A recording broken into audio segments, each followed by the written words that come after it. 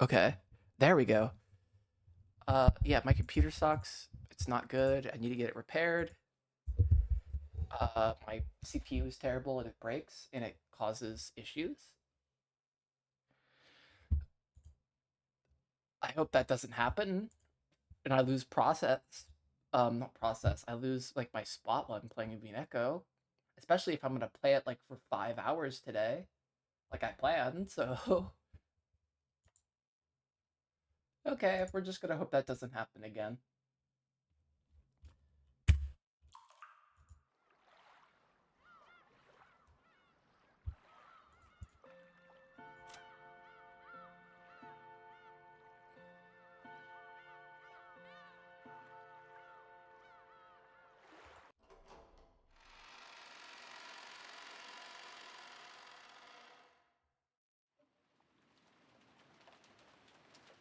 The door to the parlor. Reading is hard. Reading is hard.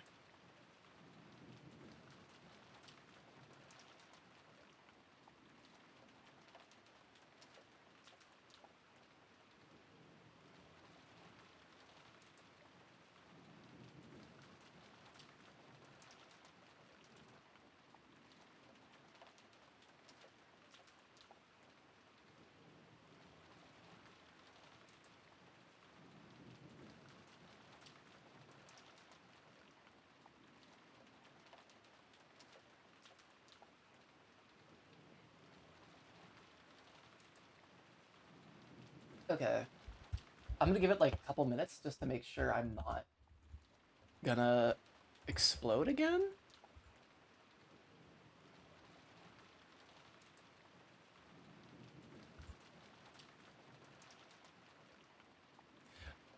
I know it's not like a temperature issue with my CPU. I think it's just straight fucking broken. But the problem is I moved, and then all my power cords got mixed around, and I first thought that it was an issue. I was using one of the wrong power cords, so I switched them all out, and that still was the wasn't the issue. So then I tried plugging it into a different outlet to see if that would fix anything. That didn't fix anything. So I've basically given up and just assumed. Oh, I checked for dust and shit inside my computer. It's clean enough. So it's definitely the CPU.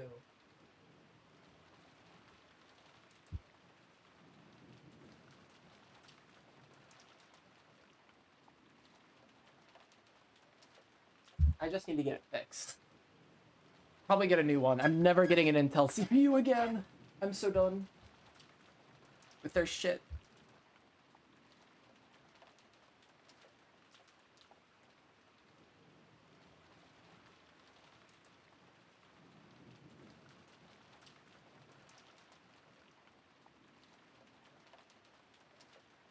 I don't think it's gonna crash.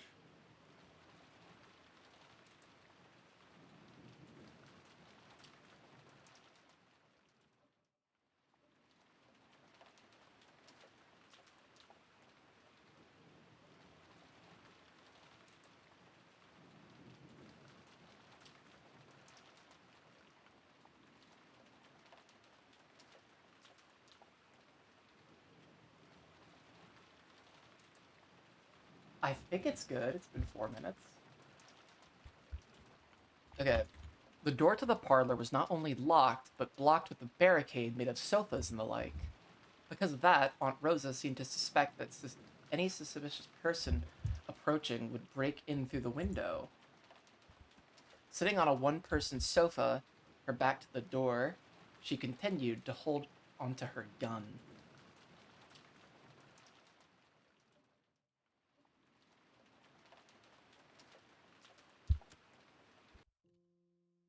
I didn't know what was what anymore, and even though my body and mind were worn out, I played with Maria as she wanted. Maria had said it. Beatrice was testing us to see if we could solve the epitaph of the gold, so we had to try to figure out this riddle. In the beginning, I was a little interested and tried to solve it, but I didn't even have the clue as to where to start in this weird text. I didn't doubt that there was some riddle hidden there, but I seriously doubted I'd be able to suddenly leap to an answer. In the middle part of the epitaph, we see lines going from the first to the 10th twilight, telling us about the journey to the Golden Land. Hold on, this is new.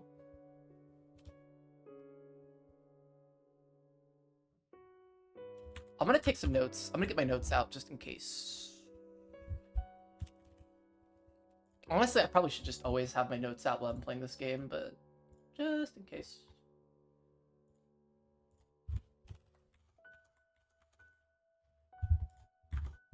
Oh, it's not... Okay.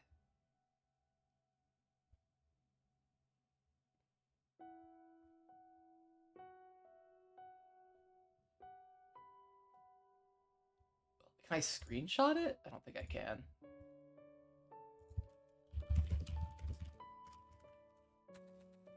Is it second? The first attempt.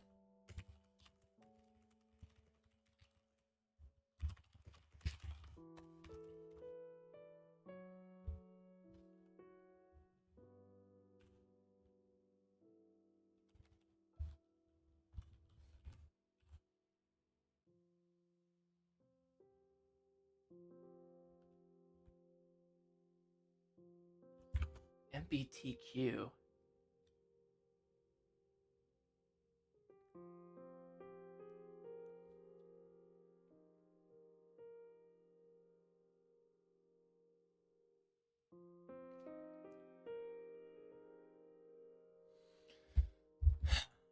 On the first twilight, offer the 6 chosen by the key as sacrifices.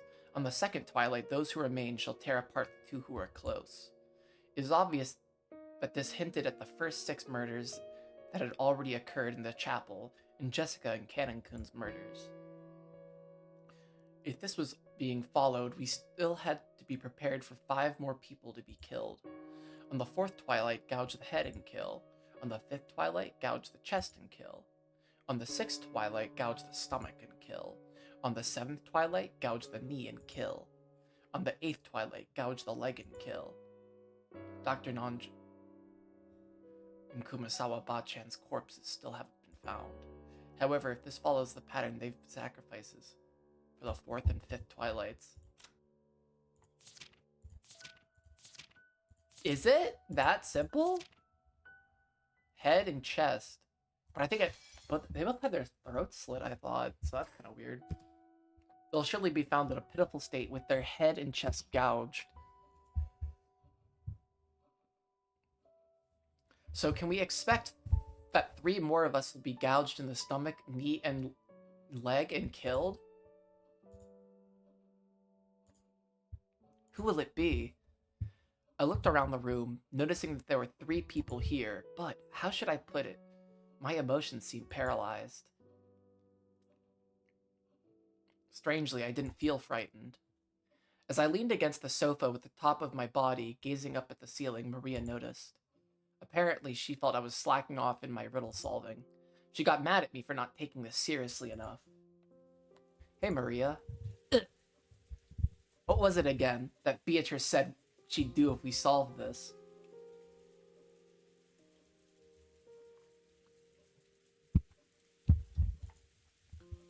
I'm sure the witch wrote in her letter that she'd give up on collecting interest or something abstract like that. I optimistically took that to mean she'd give up on killing the whole family, but was it really written with that meaning? For some reason, I couldn't convince myself that solving the riddle would really save me. I feel like maybe even if we do solve it, we'll just be doing what the culprit wants, and it'll all be a wasted effort. No, it's not true. If you solve the epitaph, Beato's ceremony will end, so after that, no more people will die. Really? Isn't that rule just something she made up? Whoever solves the riddle will probably learn the location of grandfather's hidden gold. Then she'll definitely go after it, and... She won't go after it.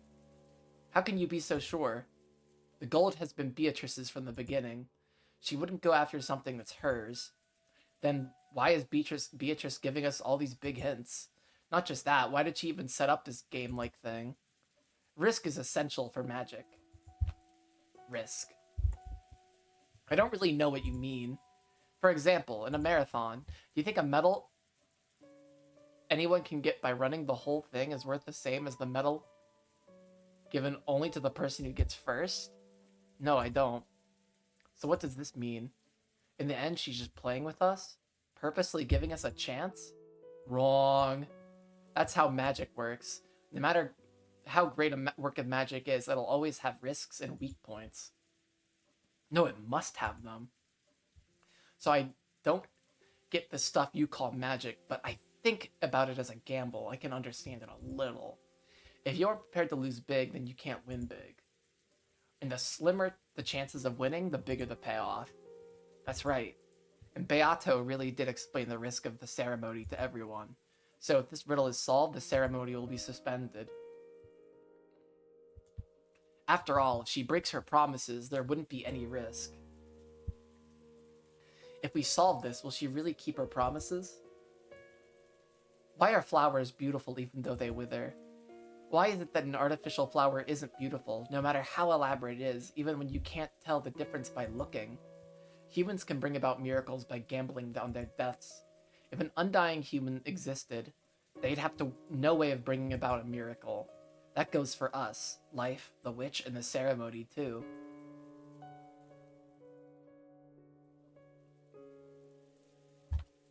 I feel like this goes back to the whole thing with the chapel, but I'm not sure how. If we bear a risk, we can't succeed in anything. What do we do if we solve the riddle? Should we raise a hand and cry, "I got it"? Tell the witch our answer and see what she says? Ugh. I don't know about that. If we solve it, the ceremony will surely end automatically. You sure know a lot, Maria. Did you learn all that from Beatrice? Ugh. So if you don't bear a risk, nothing can be gained, is that it? That definitely is the way of the world, but it's sort of in conflict with the chessboard thinking I like so much. At least when making moves in chess, players grope for the best move, always trying to avoid risk and hoping for an advantageous turn of events. They don't trust chance. They don't trust a chance like in gambling. That's right, there's no room for gambling in an intellectual game. Sure there is. You hope your opponent's a dumbass. Because that supposes somebody's gonna make the most rational moves in chess, which just isn't true.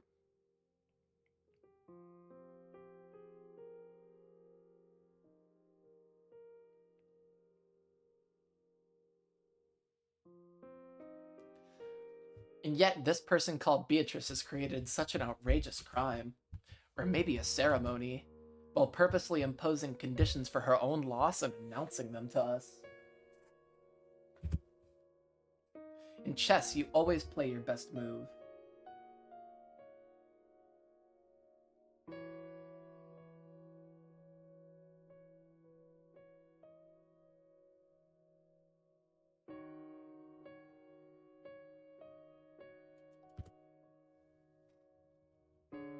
Hi, Sid.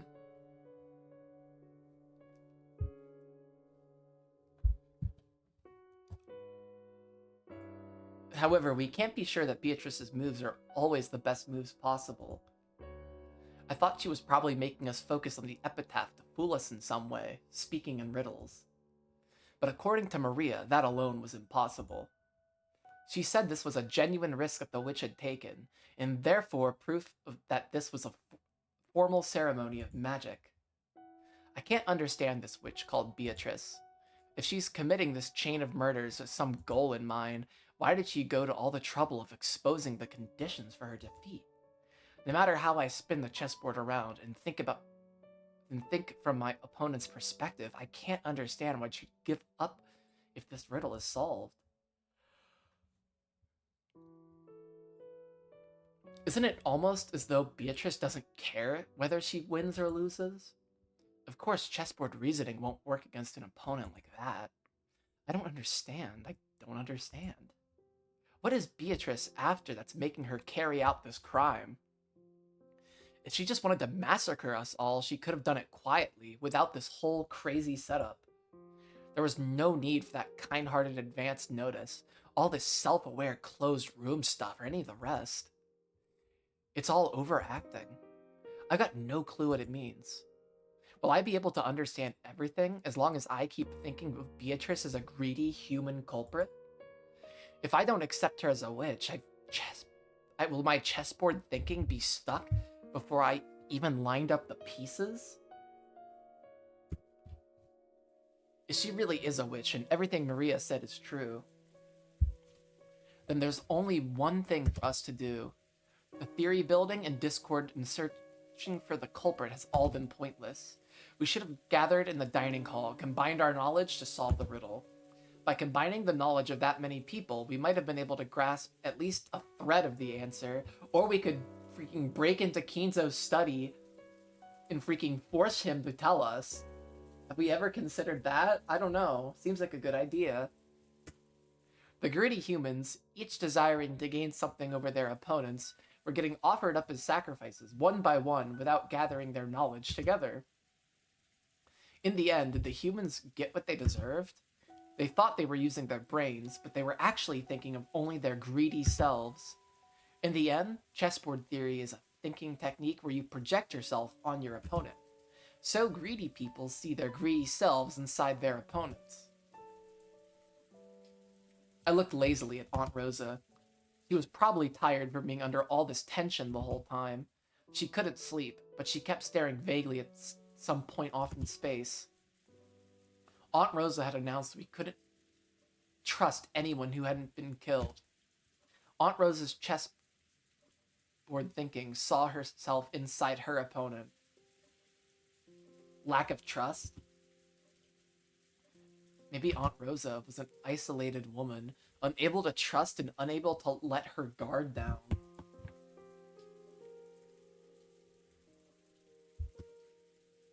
Long ago, I think I heard about it from my dad.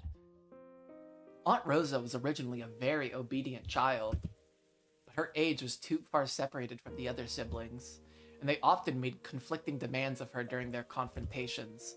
Thanks to this, she'd undergone a lot of psychological harsh experiences in her youth. Often, when she copied one of her siblings, another sibling would give her a hard time. Aw, it sucks. True, Aunt Rosa said many things today that could be taken as abusive, including the whole child abuse thing. But that means those words were once showered upon her, which is why they were engraved in her vocabulary. That many abusive words that she'd spoken were also words that she'd been showered with in the past.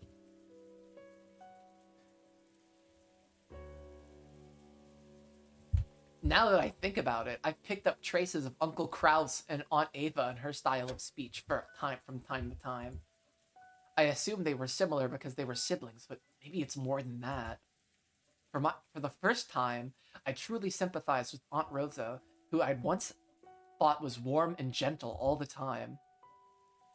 Then what about Maria? Maria's been making a certain claim for a while now. If we could solve the riddle the witch displayed to us, the ceremony will be halted, and we'll definitely be saved. And I think she also said that Beatrice will never break a promise. But this is Maria we're talking about. She herself never breaks promises, and she has the most innocent heart. She believes Beatrice also won't break her promises. She's able to believe that. But isn't that just an image of Beatrice in Maria's mind? There's no proof that the real Beatrice always keeps her promises, right? I keep my promises. If you solve the riddle, the epitaph, you should be able to reach the Golden Land. When you do, the ceremony will end. No more people will die. So you're saying to a complete monster like you follows the rules? I won't deny that I'm brutal and unjust and a monster. However, I am a witch. I use magic. In order to use magic, there are some rules that must be followed. Because I am a witch, I cannot neglect those. You should believe at least that much. So even after all the crazy stuff you've done, you're still telling me to believe at least in the rules. I do play tricks. Of course, I also deceive people. I'm no different from humans in that regard. But not once have I disregarded a promise I've spoken. What about humans? Do you always keep your promises? Since we have catchphrases like keep your promises, it's hard to imagine that we always follow them properly. From my perspective, humans are truly selfish monsters. There's nothing as dubious as a human's promise. Even sometimes, even I sometimes make contracts with humans, but you wouldn't imagine how strict an agreement must be made just to grant a single foolish wish. If there's even a small loophole, they'll immediately say something like increase the number of wishes to 100 or go turn yourself into a bean. There's this thing Dad always says. He said there's nothing as scary as contracts. According to him, it's only natural that people who sign without reading them thoroughly will get chewed to the bone. He's made a killing through vice. Imagine it. When people are born, they know nothing of fraud. They get it from somewhere. And so they learn it.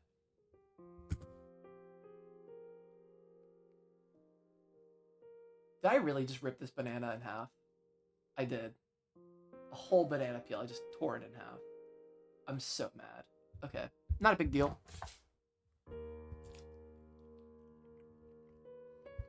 Yep. The crimes of the human world, where people must press up against each other.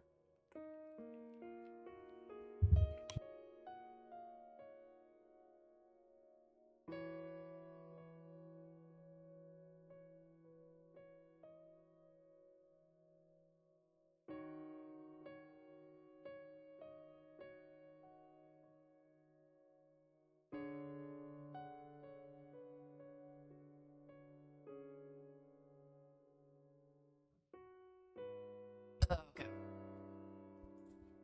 Let me see. I've heard that from a witch somewhere.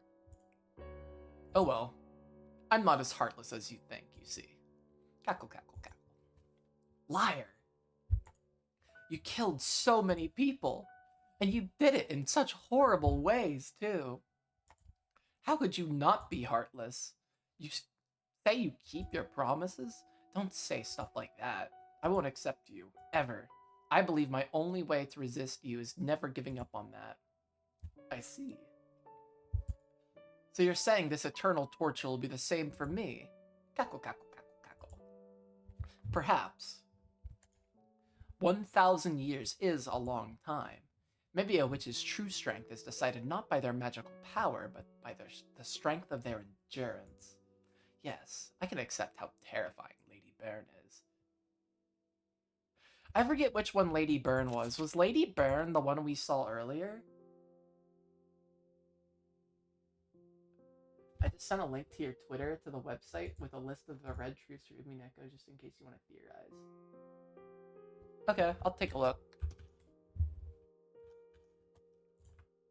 I actually think I found my last stream I did. Let me check my DMs. Yeah. I started looking through... Oh, wait.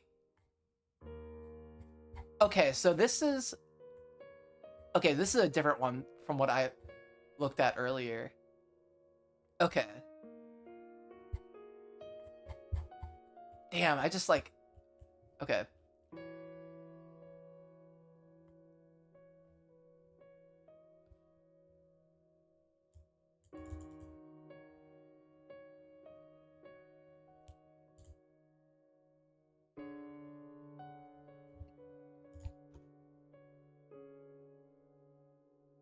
Thank you, thank you.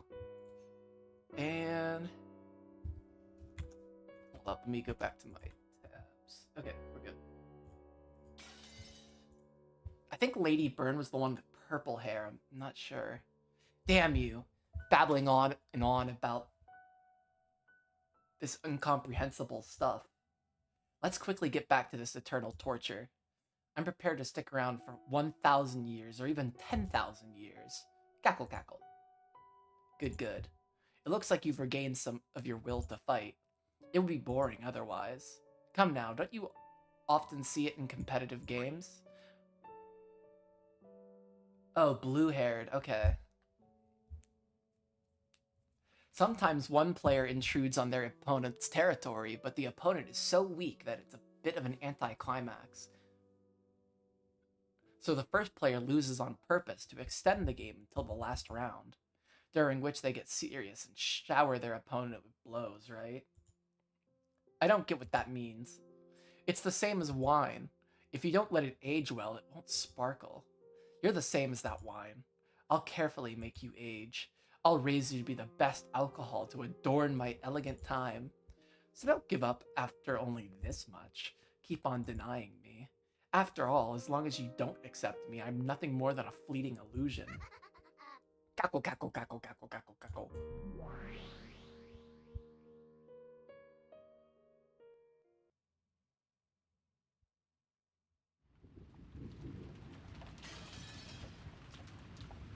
Oh, I think that. Oh, that's right. They're getting the mirror. I forgot about this plot line. Okay. No matter how many times I see it, it's awful. I truly sympathize. Shannon-san, please get the key. Even though she is dead, Madam is still a lady. I cannot touch her. Of course. Shannon nodded sharply, her expression filled with a sense of duty.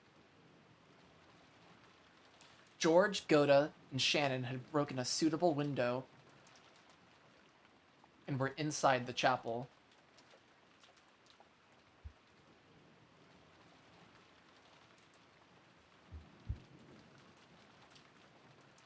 Since they really hadn't wanted to break one, they'd searched for another way in, just in case. But in the end, after proving once again that there was no way they could slip in through, it only became more obvious that this chapel was a mysterious closed room. That's kind of funny to say when they're walking into the fucking window.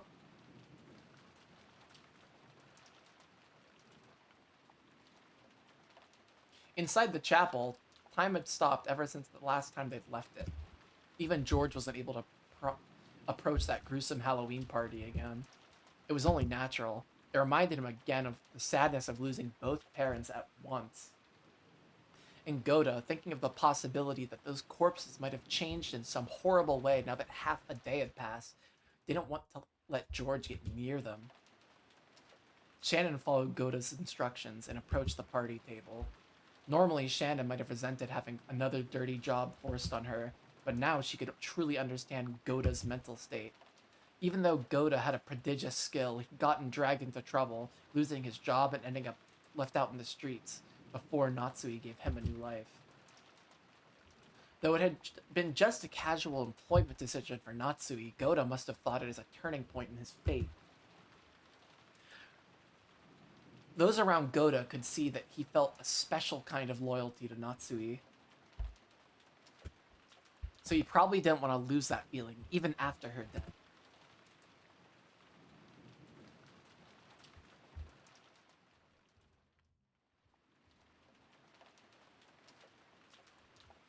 Yeah. Now that half a day has passed, the bodies of Natsui and the rest had changed completely. Small bugs sniffling out the smell of death had started to gather. It really wasn't something you'd want to look at directly. Madam, excuse me. Because of her long experience as a servant, Shannon had an idea of which pocket Natsui kept the key to her room in. It would probably be this pocket. Her guess didn't fail her. Just by touching the outside of the pocket, she was immediately able to feel it. It's here. The key to Madam's room.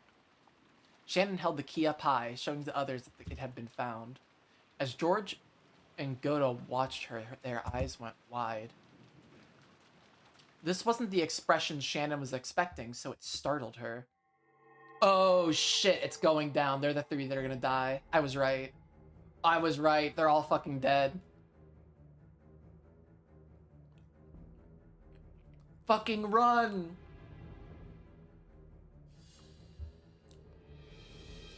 Get the fuck out of there!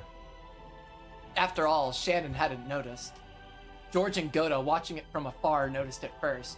When Shannon had held the key up high, a blizzard of gold leaf had seeped up from around the table. They were countless gold butterflies.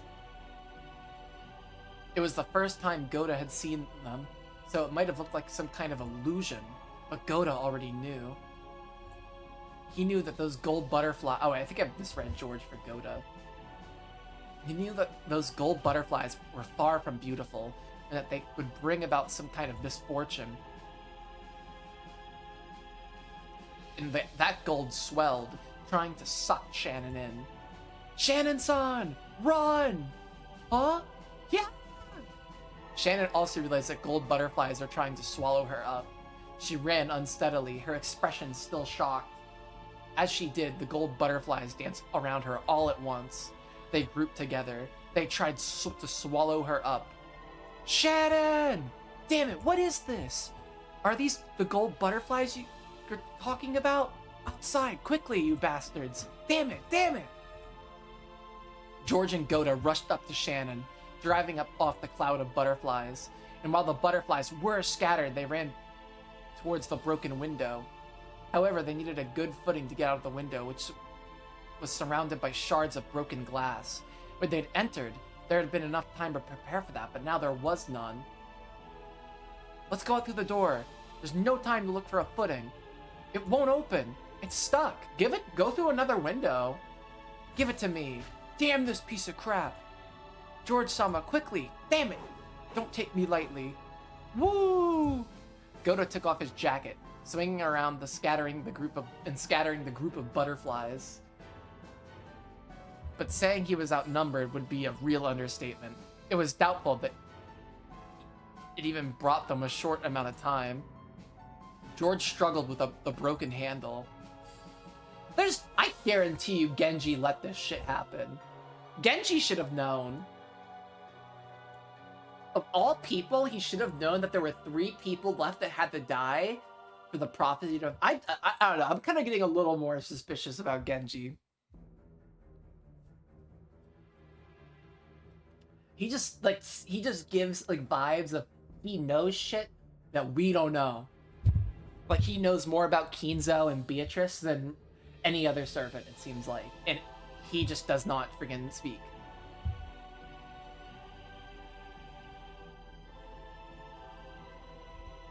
Maybe I'm a Genji suspector now. I don't know how, but maybe I am. George struggled with the broken handle. Its age showed and it didn't turn well. I can't leave it to strength. It needs the right angle, or there's some trick to it.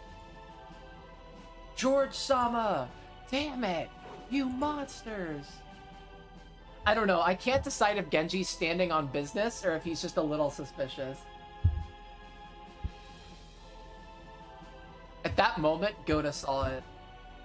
He was seen by it. In other words, their eyes met. On top of the party table? No, with the stained glass behind it, floating, laughing, was the figure of the witch.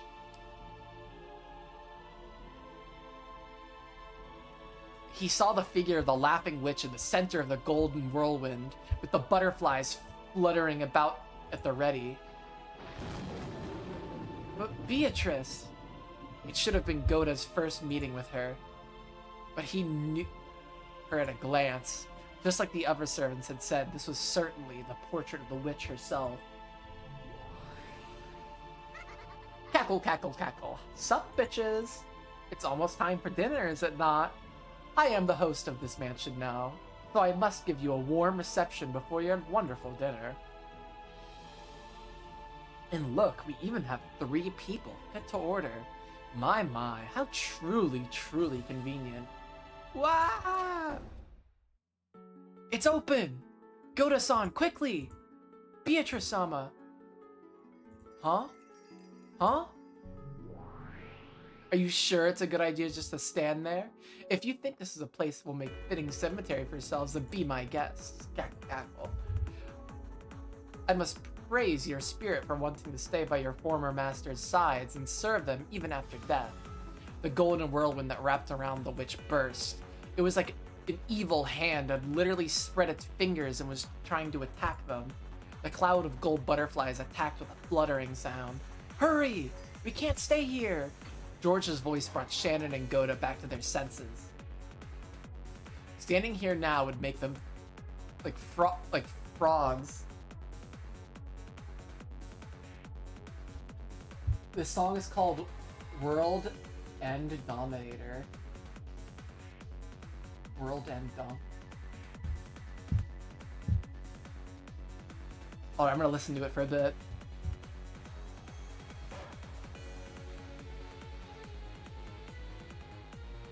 I'm kind of getting Crypt of the Necrodancer vibes from this.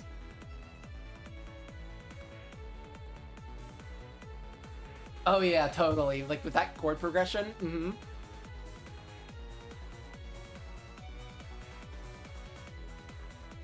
I think it's like a minor chord. I'm not a music guy, but I think this is a minor chord progression. Standing here now would make the like frogs getting stared down by a snake. They had to resist. They had to fight this incarnation of the new, brutal, and frightening order in which Rokenjima had been enveloped. There was no time to take out their umbrellas. The three of them dashed out into the pouring rain. The three of them never realized because they didn't turn around, but the gold butterflies apparently couldn't handle the rain too well. And this hampered their ability to chase after the humans. The three people ran from the golden pursuers and flew into the mansion. Cackle, cackle, cackle. How nice, how nice. It wouldn't be as fun any other way. I hope they get to the Natsui's room. They unlocked the door and dashed into the room. A bit of scent from Natsui's favorite gentle incense remained in there. I'm guessing in this timeline, Natsui's never given the charm by Maria. So, they're fucked. Unless this mirror's awesome. However, there was no time to let that calm them now. Is it? You said it was a treasure box, right? It's just a story I heard. I never heard exactly where it was. I think it'll probably be in her dresser, next to her bed, the bed. Shannon's womanly sensibilities. What? That's not womanly, that's just sensibilities. Anime. Led her to conclude that. But next to the bed, there was only an incense burner, a half-read novel, and glasses. However, the dresser was elegant and had many drawers, so it would be understandable if she kept some of her valuables there.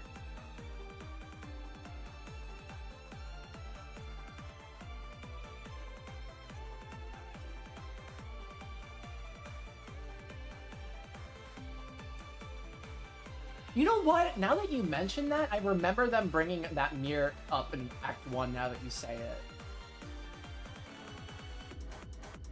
I think it was like in an early dialogue scene, though.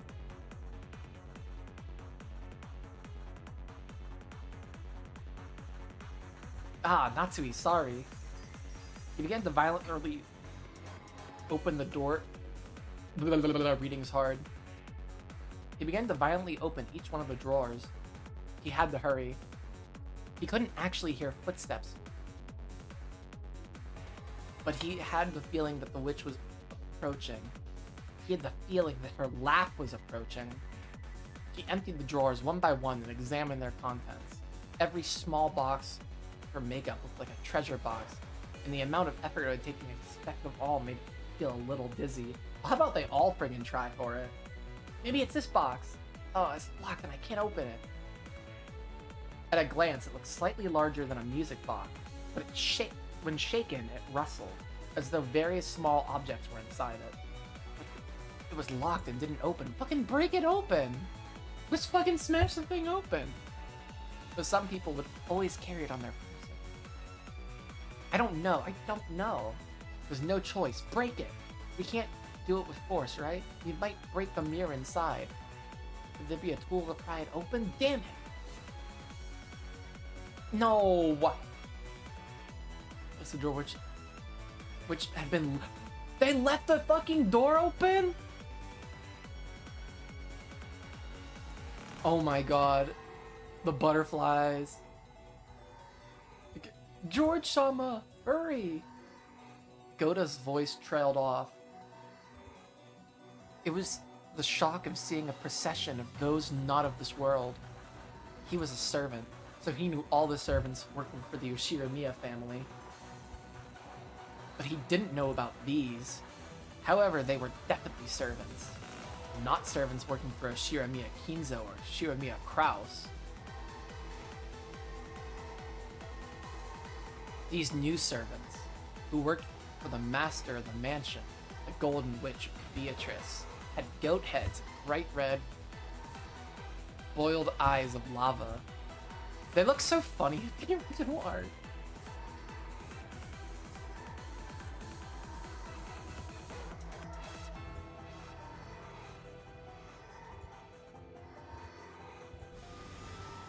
Ching, ching.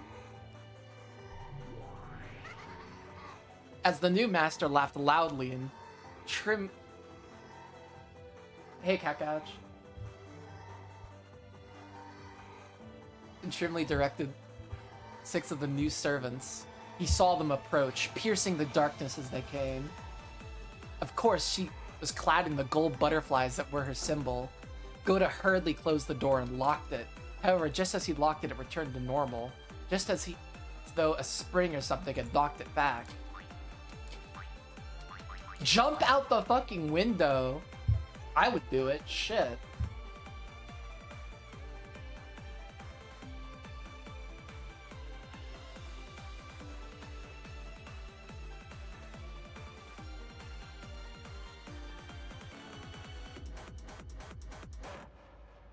It gave the illusion of that some prankster beyond the door was unlocking it every time he locked it.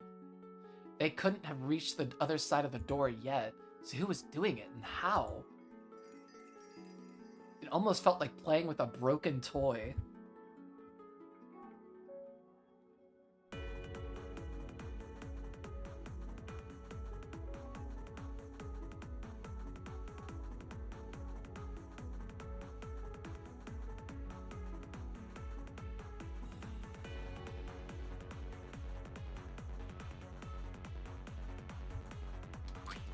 Click. Boing. Boing. Wah! It won't lock. Even if I lock it, it unlocks. What's going on? Damn it, damn it. Ha ha ha ha ha. Do you think a lock would stop me? Did you think the door to that room could hold back the room's new master? It was like the witch could see Goda's frantic effort. Just freaking block the door at this point. I'm surprised they didn't barricade the door earlier, to be honest. This just seems like a massive fuck up. That dog bark noise is freaking hilarious. And when not just their footsteps, but even their breath could be heard, Goda gave up on the lock and slammed into the door, locking it using his own body.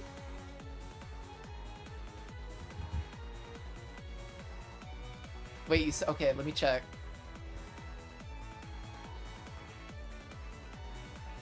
They're fucking yoked!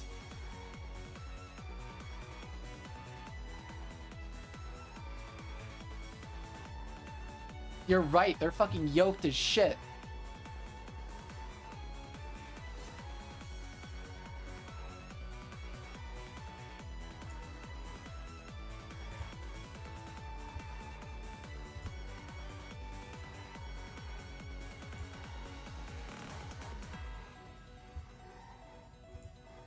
George-sama, quickly, quickly, quickly!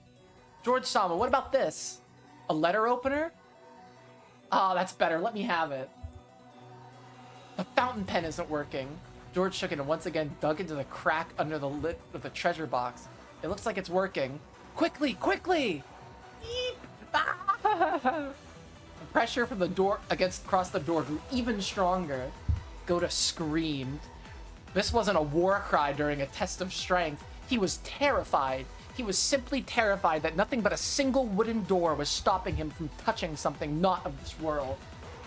But he was still lucky. He wasn't touching the things directly, because they were on the other side of the door. So if he were to touch them directly, Goda's cry would surely turn from something brave into a pathetic, piercing scream, and therefore one that was more real. What the fuck? Goda couldn't believe what was happening before his eyes. Coming through the door, an arm. Wait, that doesn't look like... What?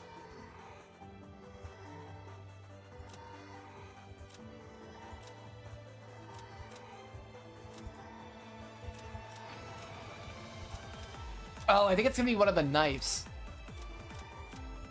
It's gonna be one of, like, the Satan girls. Yeah, it is. That's right. That's right. I forgot they do wear that goofy outfit.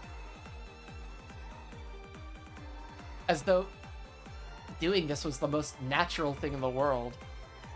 And it rubbed the back of Goda's hand as he frantically tried to hold the door shut. It slid up his arm to his chest and up to his chin. By now, Goda's scream wasn't even audible anymore. He could hear a sweet, whispering voice from across the door. It wasn't coming from the witch, but it sounded like a young woman. However, that didn't change the fact that it came from someone not of this world. Giggle, giggle. So cute. Hey, you see it, right? Your life flashing before your eyes. Let me know when it's over, Kay. Eee! Thanks. It's over already, isn't it? Giggle, giggle. Oh my god, he got the pots and pans!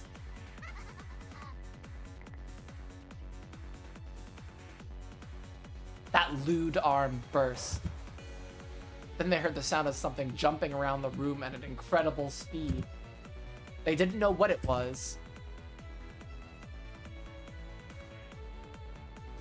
Incredibly fast, small like steel or maybe a beetle. When it buried itself right in the center of Goda's chest, they realized for the first time that its true form was something like a stake with a strange design on it, yeah. Goda's large body shook, bent backwards, and fell over. As it did, the door opened softly, even though no one was pushing it, welcoming in the new master of this room. It looked almost as though the door itself had accepted her. This is gonna be sad.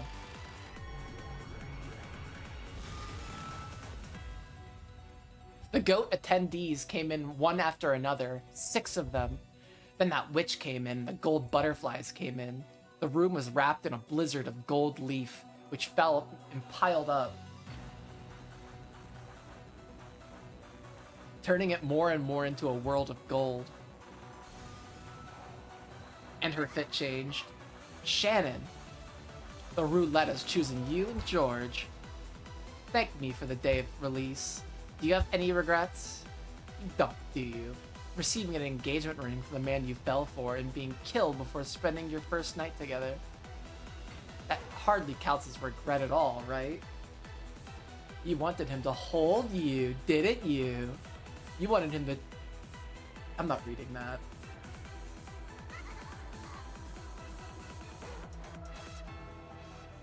You're dribbling, see?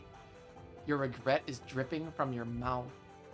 I can see it dribbling from your mouth, Shannon. Yeah. Crack. It was the sound of the lid of the treasure box breaking open. When George turned it over, accessories, charms, very small objects that Natsui had treasured when she was a girl fell out. Mixed in with that was a pouch that stood out from the rest. He picked it up and was immediately sure. This was it. I found it! This is it! So close and yet so far. Cackle, cackle, cackle. Die! Damn it! All at once, the gold butterflies attacked George, who was hurriedly trying to remove the contents of the pouch. He did it.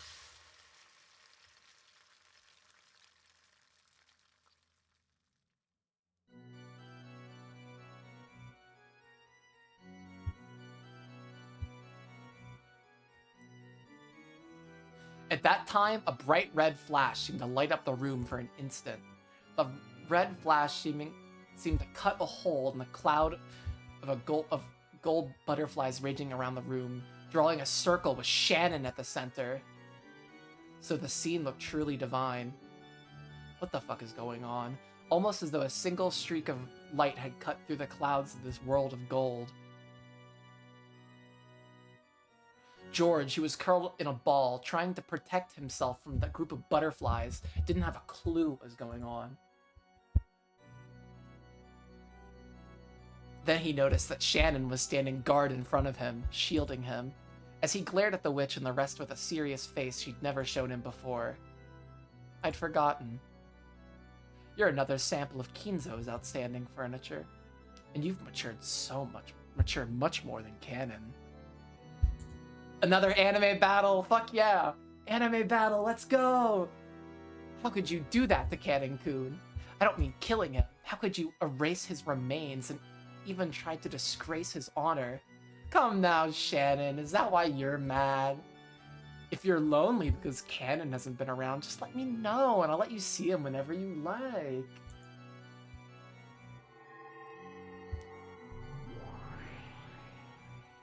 When the witch snapped her fingers, one of the 6 goat attendants glittered gold and changed into Canon.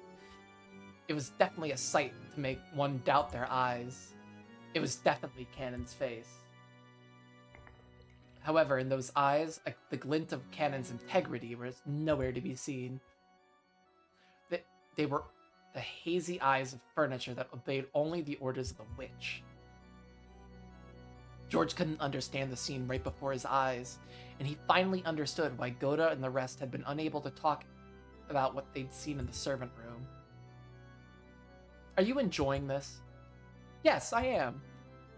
It's always fun to reunite a pair that have been torn apart by death.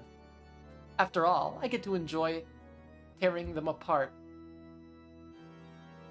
by death, reuniting them, and then tearing them apart again. So, Canon, go play with your sister. If she knocks you about, let her see if you suffer with all the anguish you can manage.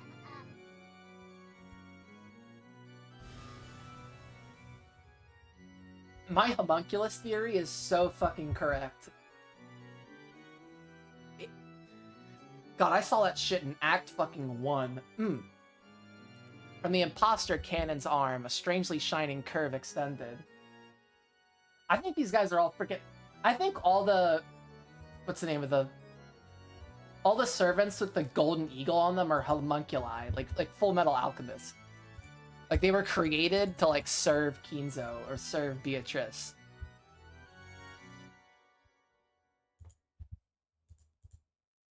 Like, they're literally not people. Or at least if you're gonna interpret this through magic. He planned to tear Shannon apart with that. With a single stroke, he would attack Shannon, who still hadn't prepared her heart, and...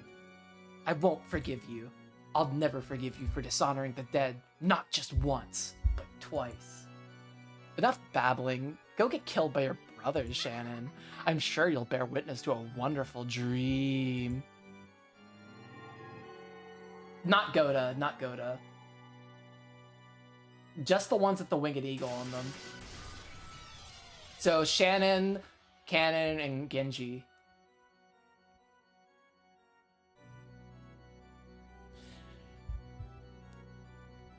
The imposter Canon certainly seemed to lunge at Shannon, drawing several purple curves. But when he flew at her, it was as though some kind of invisible wall had been placed in front of her. The wall repelled the imposter, leaving a bright red ripple on its surface. No, it didn't repel him, it smashed him. It knocked him back, turning him into golden dust, into little bits, scattering him.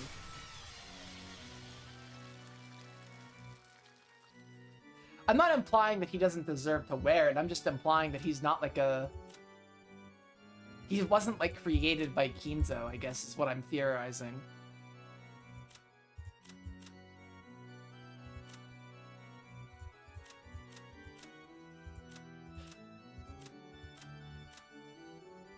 Because I feel like everybody who I feel like there's more importance to people wearing the golden eagle than we know. Stop the blasphemy. I don't know. Yeah. The foolish furniture had taken Canon's form and even disgraced his honor after death, broken the countless gold butterflies. And then those butterflies themselves broke into pieces, and those pieces were broken into pieces until they were no longer butterflies, but a gold splash that faded away. Shannon, George-san, please don't move from that spot. I don't want to shift the central axis. Well, this is certainly a surprise. Hashtag respect Goda. So though your face makes it as though you wouldn't hurt a fly, you can display such power. I see. So that spirit mirror is lending you strength. You don't have the tools or the time to draw its true power.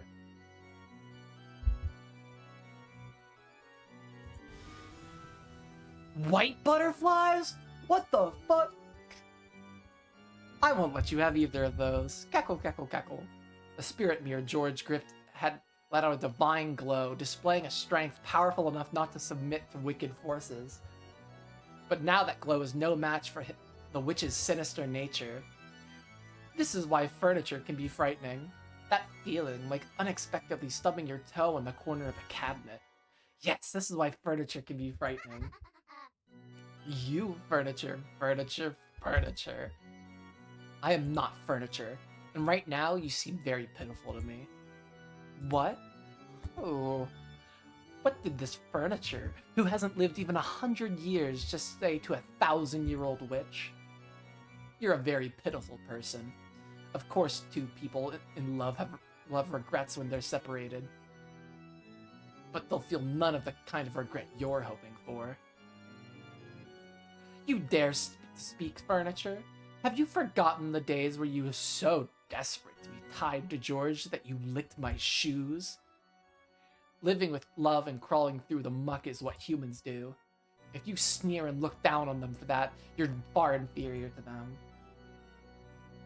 Especially now, I pity you. How precious is it for a loving couple when they bring their love to fruition by... What? Huh?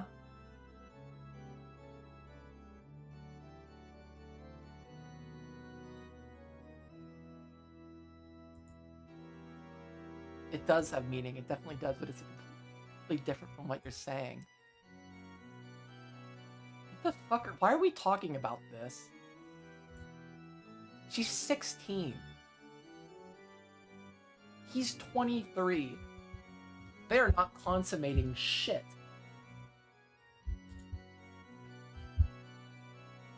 George-san and I have sworn to our love to each other. As proof, I accepted his ring. With that, our eternal vows were completed. No matter how you torture us with your wicked magic and your malice, you cannot disgrace eternity. Huh. I couldn't bring myself. Don't speak in cheap ideals like some poet. Love is lust. Totally meaningless unless you're sleeping together. Oh my god. Men are mere flies and maggots that get drawn to your female scent and crowd around you. Why are we getting sexual? Do you still not understand that at your age? You'll despair. The very first time you witness the dark lust of that glasses man behind you. A man made this visual novel, by the way. I wouldn't expect anything less. It's all useless, Shannon.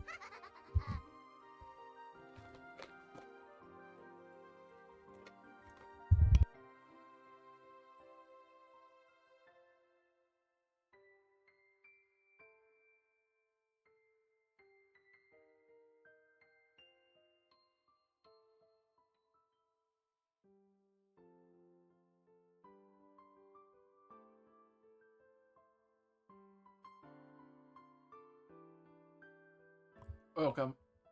Oh, sorry about that. I had to have some Tums.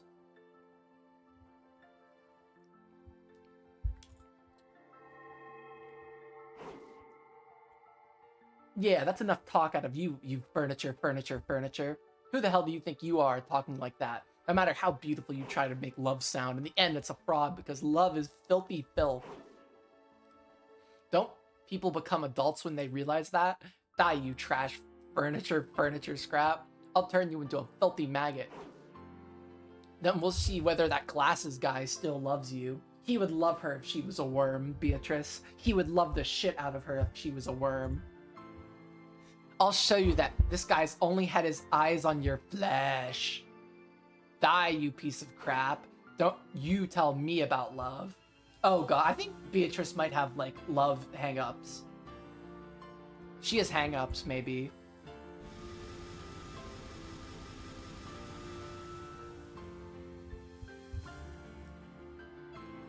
The invisible column of light which Shannon at the center started to have bright red ripples drawn over it all at once.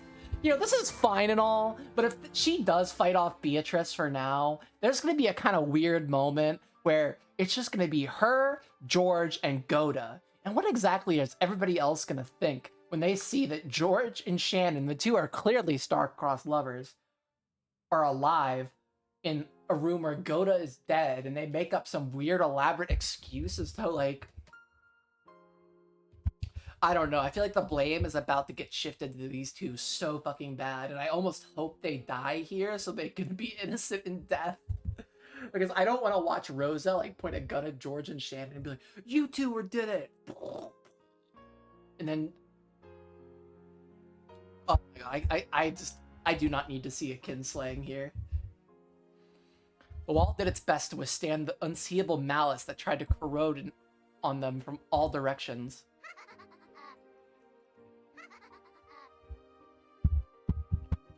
What? Do you think you're actually resisting? You're insignificant. You're frail. Just like your cheap ideals. Just a frail pretense. You're just hiding what you don't want to see by covering it with a veil. What the? Wait, whoa, whoa, whoa, whoa, whoa, whoa, whoa, whoa. Whoa, whoa, whoa, whoa, whoa, whoa, whoa, whoa. What happened? What happened? What happened? What happened? Why are we auto-playing?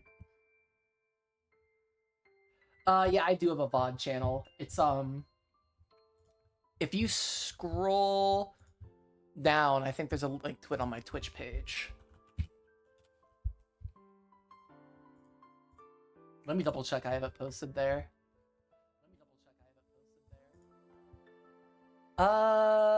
Yeah, if you scroll down, it's like on my about. I'll post it too, hold up. Yeah.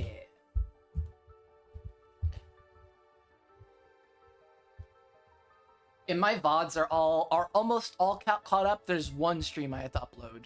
I had to upload the stream from yesterday.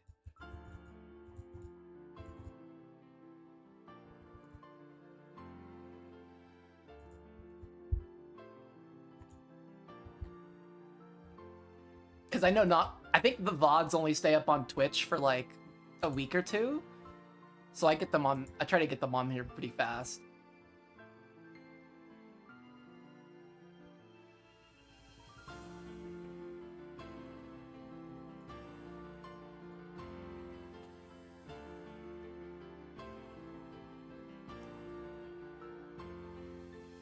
Beatrice really seems to have a problem with love. Yeah.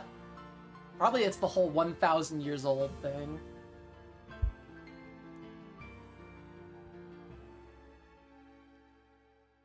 Femcell Beatrice. God, we love femcells here.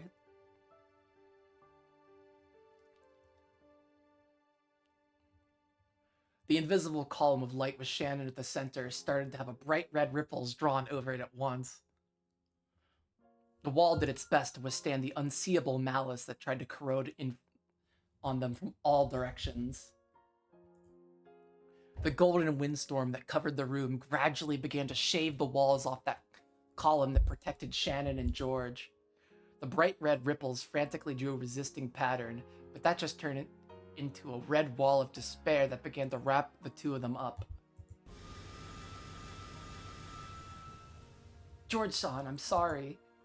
It was too much for me, after all. Yeah, thank you. They should kiss. That would be so sweet. You fought for my sake. That alone makes me happy. The round wall that had once protected them was assaulted and covered by a curve of bright red ripples as it seemed to scream. And it began to suck the two of them up instead.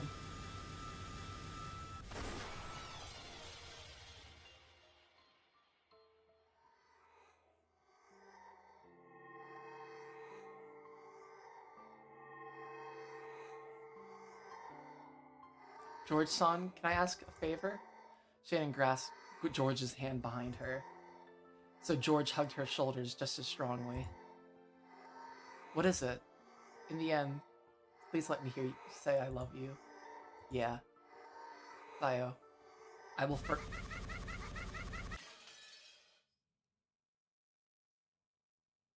Oh, shit. Beatrice did not want to hear that.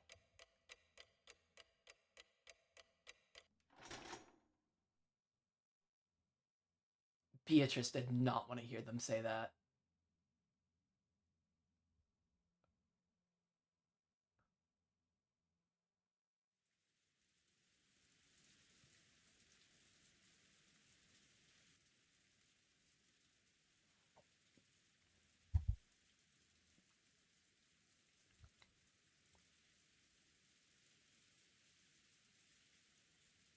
After Genji finished his late meal, he went out to do the nighttime rounds inside the mansion.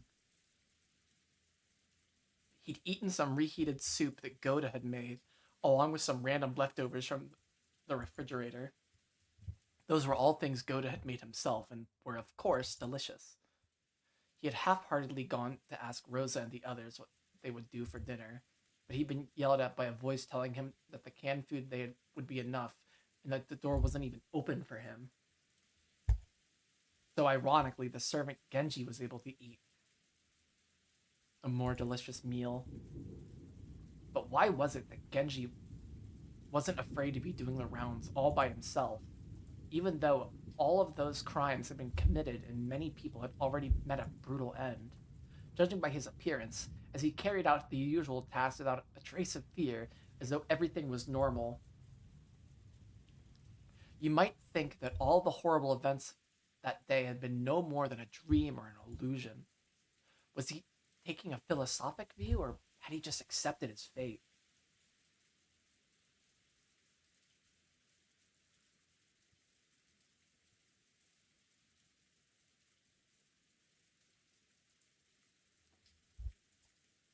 Genji must have considered it a virtue that, when the fate that awaited him was unavoidable, he carry out his duty systematically until the last moment. The depths of his heart would probably remain hidden for all eternity unless he spoke of them himself.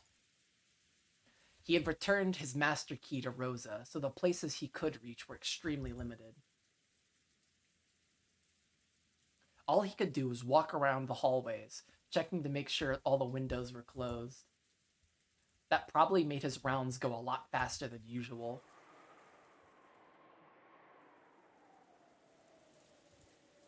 Hmm.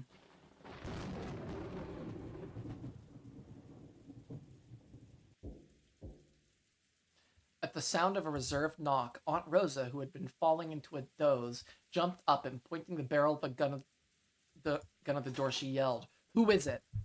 I was napping on a sofa, and the voice also brought me back to reality. Rosa-sama, it is I, Genji.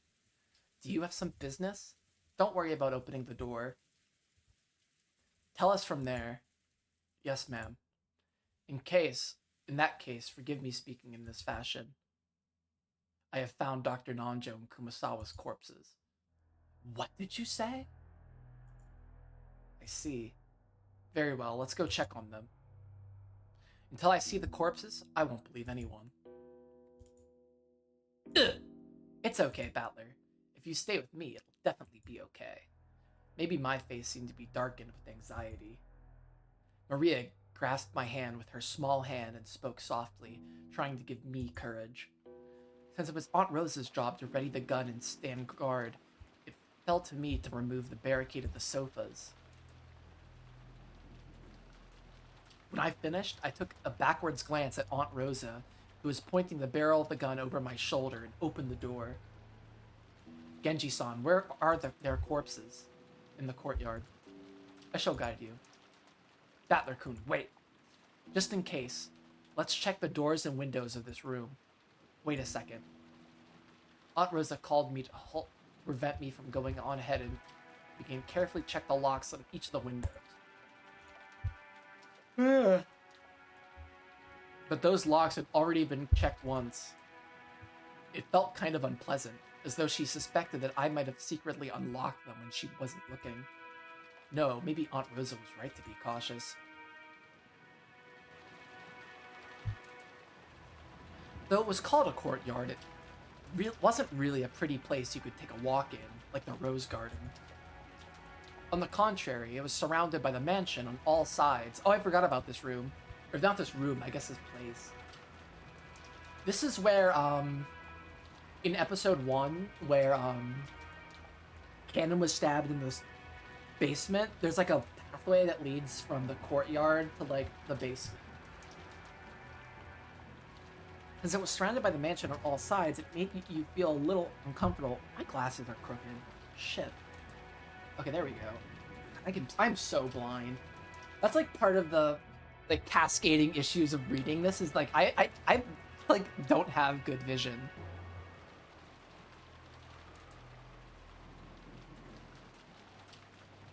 It makes it kind of difficult. On the contrary, since it was surrounded by the mansion on all sides, it made you feel a little uncomfortable, as though it was telling you that there would be no escape from this mansion, no matter where you tried to run. On the other hand, that meant even though we could still hear the violent winds, the wind itself was blocked. Genji-san held out an umbrella, but Aunt Rosa ignored him. She was probably hinting that the gun took 2 hands, and that would be dangerous if she took the umbrella. We didn't need Genji-san pointing for us to notice. Right in the center of the courtyard, we could see Dr. Nanjo and Kumasawa-san Wei.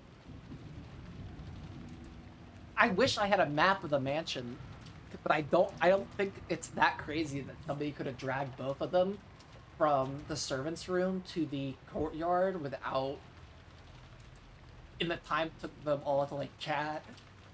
Let's say it happened.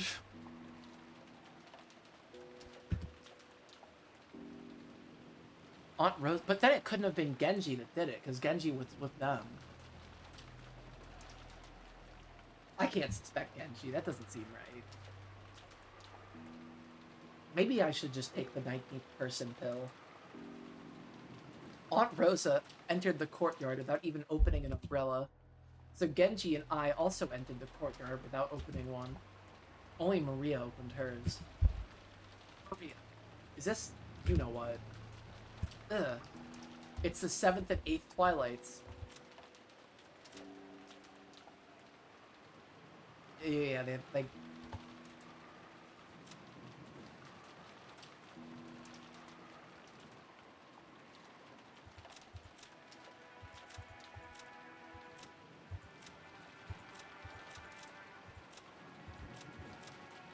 It kind of sucks if freaking the only people alive are Battler, Maria, Rosa, Genji, and Kinzo. Kinzo does not deserve to like any of this shit. Kinzo sucks. Kinzo's an asshole. Kinzo is like the most likely person who actually killed all these people.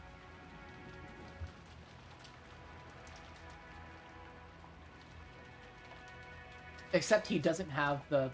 he's old as shit and like a drunkard.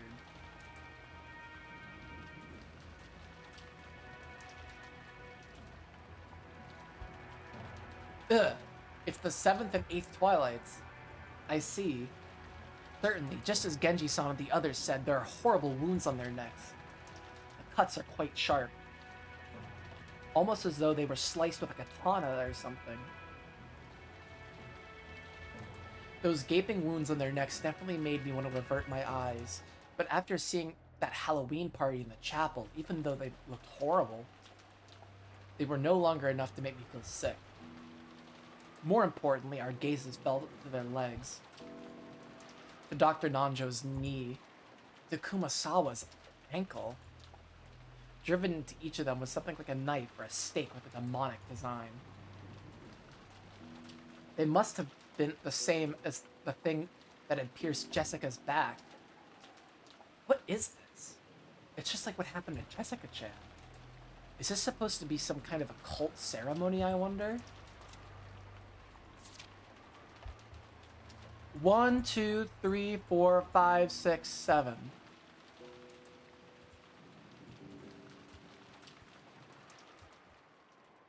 No, I guess... I don't know. The Seven Deadly Sins seems weird to me.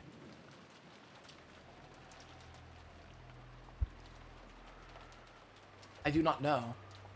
The last time I saw their bodies, they were nothing like these. Maybe it was done after they were carried out of the servant room. The one stuck to Dr. Nanjo's knee was still standing erect. But the one that had been made thrust into Kumasawa's ankle might have been a little shallower. Shallower. It had come out and fallen over. So by looking at the one that had fallen over for the first time, I realized it wasn't a knife, but something like a stake.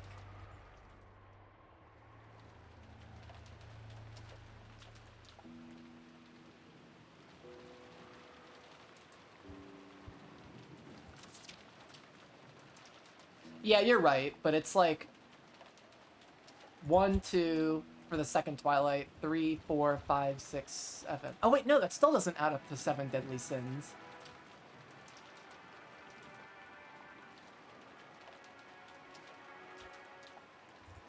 Two, 3, 4, 5, 6, 7, 8, plus 6, 14. I can't. If I start doing math, I'm gonna start being a dumbass. I can't do math. Not gonna happen. Not my brain. I just gotta bury the lead. It was probably made of bronze or iron or something of the sort. 18 started, 13 killed. That's right. There's 5 left.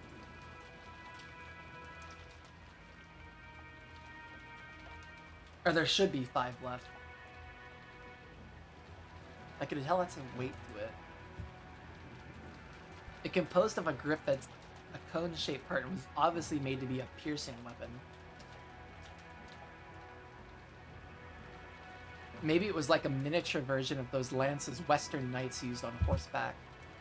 The spiral-shaped pitches in it made like a small drill. However, the grip on had an occult design modeled off a demon or something. So instead of a weapon used in war, it felt like something that would be used in a ceremony to offer up living sacrifices. There's no mistake. They're meant to be sacrifices. On the 7th Twilight, gouge the knee and kill. On the 8th Twilight, gouge the leg and kill. Wait a sec. That means they let out the 4th, 5th, and 6th Twilights. Could it be... Of course. Why is Genji-san alone? Does something like this has happened? Why aren't George, Aneki, Goda-san, and Shannon-chan here? Why was Genji-san alone? What's going on? Where did George-kun and the other two go? They said they wanted to check on... They wanted to search for something in Madame Natsui's room and they left. They have not returned yet.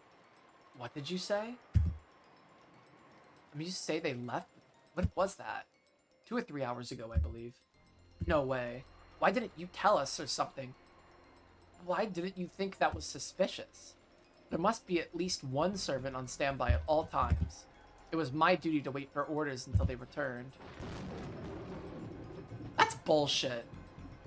That's so bullshit.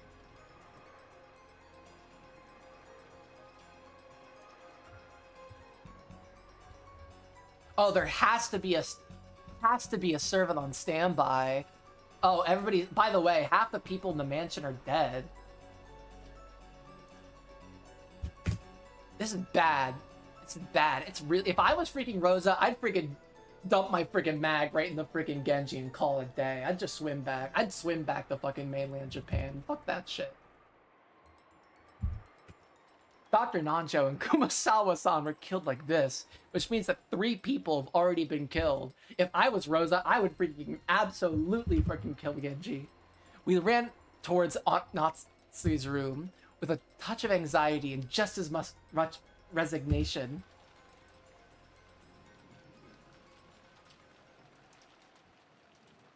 Before we even saw the inside of Aunt Natsui's room, we were forced to resign ourselves to a certain fact.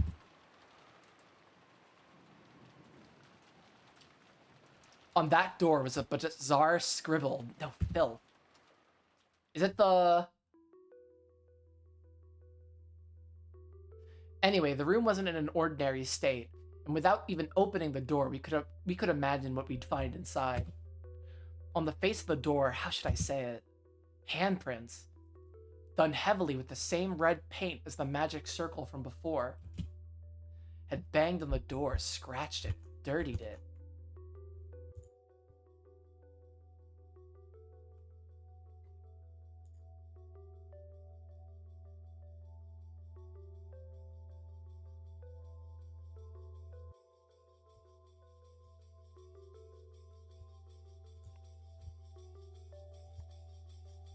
It looked like the aftermath of a kindergartner playing in the mud.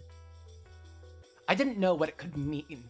The bright red paint had been slathered on was dripping down, and even though no one had said it, it made us think of blood.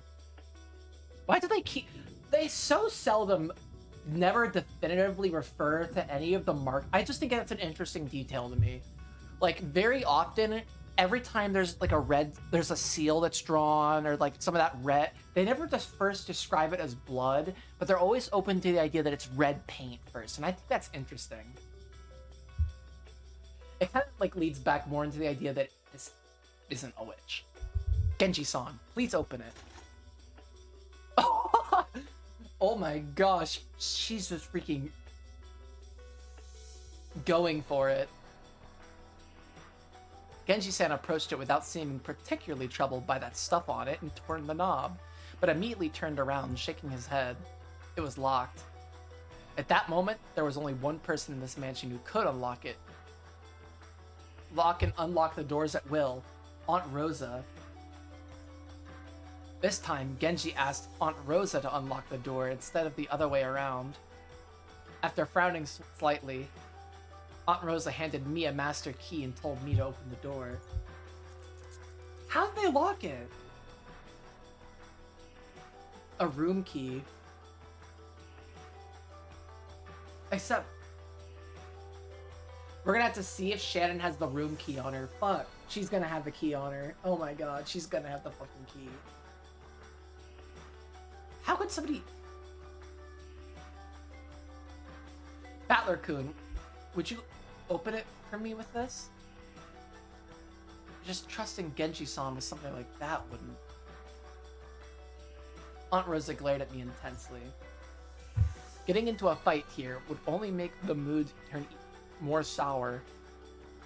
Without talking back anymore, I approached that creepy door and tried the doorknob. It didn't open. It was definitely the resistance of the lock. I stuck the master key into the keyhole. There was a slight resistance. Aunt Rosa told me to be on my guard, and I opened the door without really guarding myself in any way. This shit is so freaking crazy.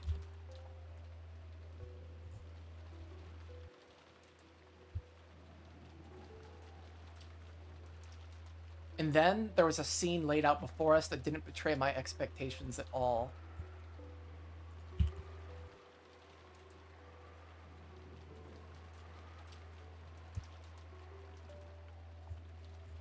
Horrible. As I thought, it's a reproduction of the 4th, 5th, and 6th Twilights.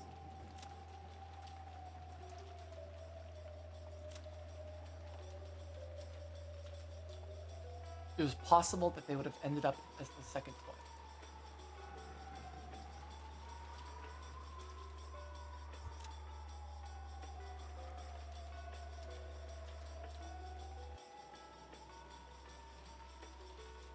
She spent her last moments with her beloved.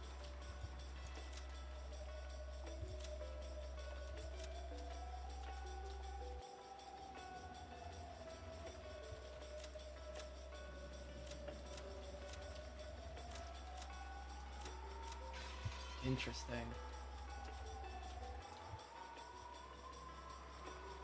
I kind of can't wait to have like a big theory stream after I rewatch some like VOD clips and everything. That'll be fun. I think I'm gonna do it better than I did it the first time.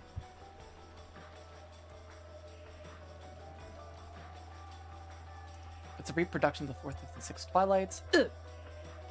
The inside of the room looked as though a robber had just broken in. Drawers had been flung open, pulled out, and their contents thrown about all over the place, leaving the room so cluttered you'd never believed it belonged to the methodical Aunt Natsui. The very first thing that caught our eyes was Goda-san's corpse lying face down right in front of the door. Right in the center of his chest, almost as though it had been stuck there to finish off a vampire, was one of those demon stakes from before. Exactly how far could it have reached after being stuck that deeply into his chest? Just imagining it would make anyone's chest hurt. Wasn't gouging the fifth twilight? The chest the fifth twilight? Ugh. Maria grabbed my hand. Her expression looked just like normal, but maybe she was really afraid of the aura in this room with 3 corpses lay. And along the wall farthest to the room, George Aniki lay dead. Rest in peace, brother. This time, one of the stakes had been rammed right into the center of his stomach. Wasn't gouging the stomach the 6th twilight? Shannon Chan's corpse was face down in front of the dresser, lying in a sea of blood. Also, I wonder if something's gonna happen like it did the last time with Aunt Natsui like mysteriously dying, like seeing that letter and running off, because that's like one of the big mysteries of not act 1. I keep saying act, but it's episode. Episode 1 to me is like, why did Aunt Natsui leave them? That's like one of my big questions.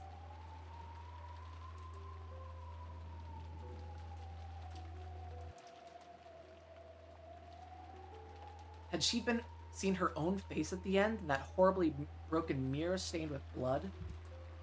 Because she was lying that way, I couldn't see her face, but I couldn't even guess without seeing it. Nearby, in a sea of blood she lay and a demon stake had fallen. Only the 4th twilight was left. Gouged the head to kill. Maybe my heart was totally worn out and dead. Even though I knew it was wrong, I lifted her head and checked. And I confirmed that my guess had been right on the mark.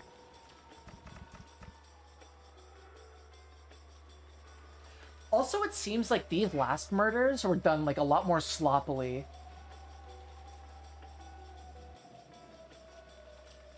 Like, there wasn't as much precision as there was in the first episode. Like, all these daggers have like fallen out of them, at least in these last 4. I don't know, I think that's an interesting detail. There was a gaping hole in Shannon Chan's head, and the insides were dripping out, ew. Not only that, but you could see inside her. Her brain! Happy Halloween, bitches! After seeing that, I finally realized I was doing something wrong. I immediately averted my eyes, but by now it was probably pointless. I had just seen Shannon's gray matter. Hey, Battler-kun, you mustn't touch anything until the police come. What do you think you're doing touching it? What will you do if our precious evidence on the scene gets disturbed? Aunt Rosa got violently mad at me and even tugged at the back of my collar. I tottered limply and fell on my butt, gazing dimly up at the ceiling. Maria, ugh. With that, even the 8th twilight is over. What's the 9th twilight again? On the 9th twilight, the witch shall revive, and none shall be left alive. I see. After this, the golden witch Beatrice will be revived. What then? On the final 10th twilight. On the 10th twilight, at journey's end, you shall attain the power of the Golden Land's treasures once and for the last time. Very soon, the door to the Golden Land will be open. Very soon. The witch shall be revived and none shall be left alive, huh? We're gonna die now? Or does this mean the ceremony of sacrifices is over, and that now, at the journey's end, we'll reach the Golden Land? Ellipses. What is our journey? We spent the whole day trying to find the culprit, spinning our heads as we tried to break out of the situation, and we haven't gotten anywhere. It's like they say, thinking stupid is no better than sleeping. That's right. We spent the whole day burning ourselves up with hatred and paranoia. We were so sure that we could only trust the dead that we came all the way here to confirm these 3 deaths with our own eyes. If we're like this, why should we be able to make it to the Golden Light? That's right. If we couldn't resolve any of our problems anyways, it would have been so much better if we'd locked ourselves up the whole time without thinking at all. Grandfather's the wisest of us. He's been shut up in his room since yesterday, without contact with anyone. That was the right decision. Grandfather was the most correct of us all. It's okay, Battler. If you're with me, you'll be okay. The witch is very fickle, and she's a terrifying being who might kill humans partly for fun sometimes. However, if you're with me, you'll be okay. So don't be afraid. I want to see a witch battle between Maria and Beatrice, but it's not gonna happen. Maria is too much of she's sheeple. Even if you're just saying it to console me, I'm glad. After Aunt Rosa finished investigating their corpses, she announced that she'd sealed this room again. Chased the rest of us out, stole back the master key she lent me, and locked the door again. Apparently, George Anaki had been holding the key to Aunt Natsui's room.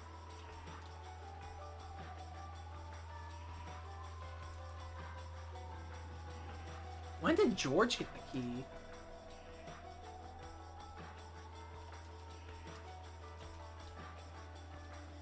They were running. I don't know. I don't remember Shannon giving George the key. She also collected that. Wait a sec. She got all the master keys on her person. If Natsui's own key was locked up inside this room, doesn't that make it another closed room? Battler, that is not on the table right now. So what? Is this the 4th closed room?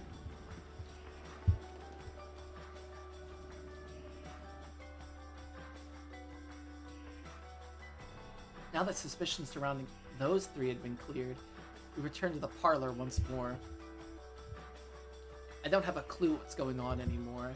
If only the dead are innocent, everyone alive is a wolf. Could you imagine they go back there and they just see Kinzo, he's like sitting there, he's like, well, I need that. It's a little cliche, but I want it. That only leaves Aunt Rosa, Maria, and Genji-san. Besides us, there's only Grandfather and that 19th person, a guest we've seen no trace of, Beatrice. 13 people have died and 6 are left. How would a wolves and sheep puzzle with only 6 people end? Even though a puzzle that started with 19 people has been reduced to 6, I can't think of an answer.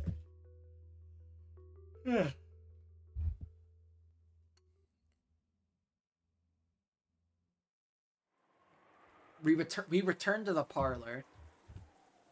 I was a bit worried that while we were gone, a creepy magic circle or something might have been drawn on the parlor door, but thankfully we didn't find anything like that. I feel like we're gonna see it again, though. Thank you, Genji-san. This is far enough. Please rest for the day. Certainly. And please excuse me. Hey, Aunt Rosa, are you saying you'll leave Genji all alone in a situation like this? That's right. I do think it's quite dangerous. But in that case, why is he safe? After those 3 headed to Natsui Nesan's room, he was alone the whole time. And yet he's safe. It's wolves and sheep puzzle. Why would a sheep be safe if it was all alone, and therefore in its weakest possible position? Probably because by coincidence there weren't any wolves around. It's because there wasn't a sheep. Are you saying Genji-san's a wolf? Then fucking shoot his ass, Rosa. Have some goddamn conviction, girl. He said he was alone in the kitchen, but that's impossible to prove.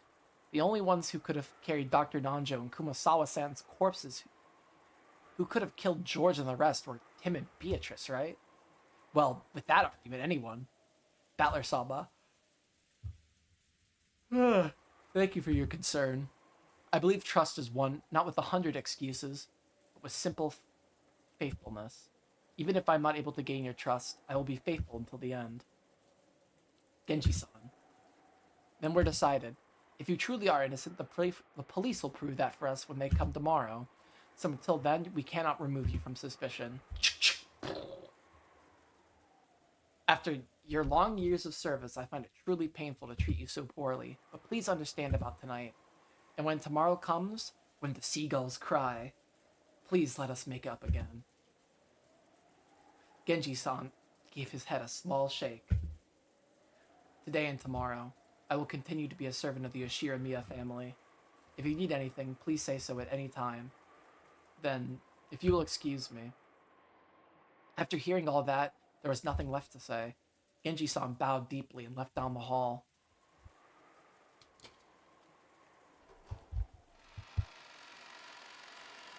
Then we encountered the room. Even though Aunt Rosa still helped all the master keys herself, she thoroughly checked the inside of the parlor again. She opened the curtains and checked again to make sure the windows were locked. As I watched, how should I say it? I felt like it didn't really matter anymore. If I said anything careless, it would turn into another fight. For a while, I gazed at her from the corridor, figured I'd waited just about long enough, and entered the parlor behind her. If she doesn't trust anyone but the dead, why doesn't she go around killing everyone with the same gun she's got in her hand? And then, at the end, she'll realize that she herself is the wolf. Then she can just blast through the head of the final wolf and close the curtain on this insane murder drama. As I thought that bitterly, I returned to the sofa where I'd been encamped before, rudely resting both my feet on the table. Yep, there's a letter. Yeah, Battler's just had a really rough episode 2.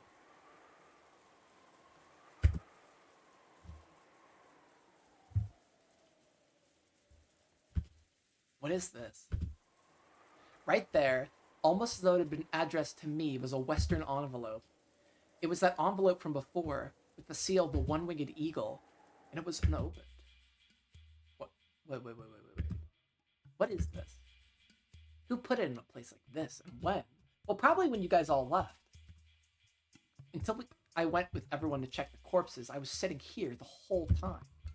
There wasn't anything there then. And when I returned, it was here. It's okay. Everything's still locked up securely. This room is safe. I heard Rosa muttering that. Wait. We made sure this room was safe when we left it. We checked the windows were all perfectly locked. Then we locked it up, came back, and the windows were still locked. And wait, who put this letter here? And how? I opened the letter. 2 pieces of stationery came out. Okay, so it's this one again, the discourse one. Which doesn't even really seem like a big deal, considering the fact that Rosa already didn't trust anybody. If I asked Maria, she probably knew what it meant. And there was writing on the other page. Have you made progress in solving the epitaph? In just a short while, your time will be up in a flash. The 9th twilight will begin quite soon. There was no mistake. It was a letter from Beatrice. Ugh. What is that? When we came here just now, it was sitting right here. What happened, Maria? Huh? Battler-kun, that letter. Wait, it was sitting right here. Why? Even though we checked to make sure this room was locked. Why? Why? Maria, come here. Aunt Rosa closed her eyes just a little, and after thinking silently for a moment, told Rosa to come. She's about to point the gun at Battler. Maria obeyed her mother's words. As she did, something unbelievable happened. Yep, oh my fucking god. Aunt Rosa pointed the barrel of the gun at me. Battler-kun, I've concluded that you are the wolf. Why? When I came into that room just now, I saw that there was nothing at all on that table. And I know that Maria did not approach that table. We're talking about a short stretch of time, but the only one who claims to have approached the table and found the letter is you. How can you... Wait, that's all screwed up. Why would I put something like this here? Wait, I just found something suspicious and reported it, right? Why are you suspecting me? Because only you could have set that letter there. That's right. This is all a charade. Charade. You pulled an envelope from your pocket and acted as though you just found it. To recreate the illusion that the witch entered a closed room, set down a letter, and left. Dumbass. Are you thinking like that again? Are you going to suspect me because of something like that? Cut it out. My dad and everyone else were killed. Why would I take part in the culprit's scheme? True. Even if you were offered a large sum of money, I don't believe in the existence of the sort of demon who could sell out their own parents. We're getting very French with this soundtrack.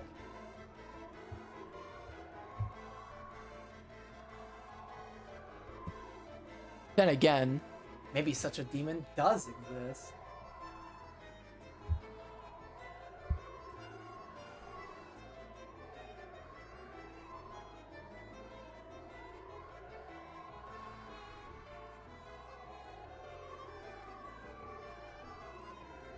No, that's a bad way to say it. What if you didn't view Rudolph's Nissan and Kairi-san as your parents? What? Think about what you're saying.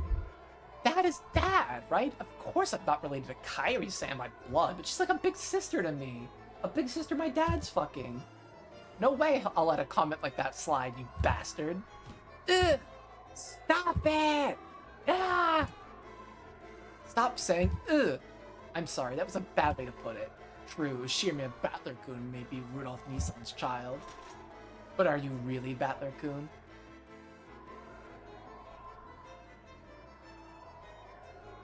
I saw that your profile liked jazz. Personally, I don't know very much about music. I know a little bit. I was just kind of a hobbyist. I have very basic knowledge about music. What the hell are you talking about? If I'm not Battler, who else do I look like? All of us, including Rudolph Nissan, are seeing you for the first time in 6 years.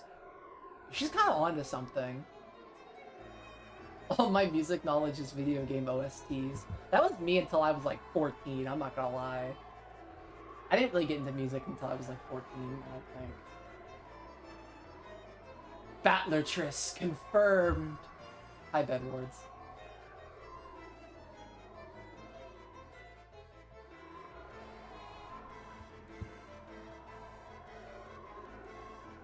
No one can prove that you really are Ushiramiya Battler, right? Maybe you aren't Battler. Maybe you're someone who snuck in, making it a skillful bid to steal the wealth of the Ushiramiya family. Oh, this is getting interesting. Can you clearly prove that you're Ushiramiya Battler? Right here, right now. Cut it out, damn it. It's me. I'm me, Ushiramiya Battler. We're gonna suspect even things like that. Are you really Ushiramiya Rosa? I'm myself, no one else. Yeah, that's right. It's just as you say. You can't trust anyone but corpses and yourself.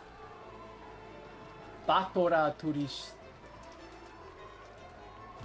If you're gonna go that far, let me make an objection.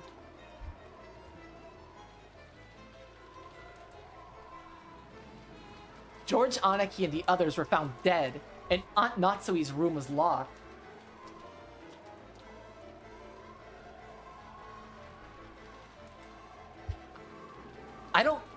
I think she should just use her smarts and ask herself whether or not, if she's been with Battler all fucking day, has Battler really had a moment to sneak out of her sight, overpower multiple people in multiple rooms by himself?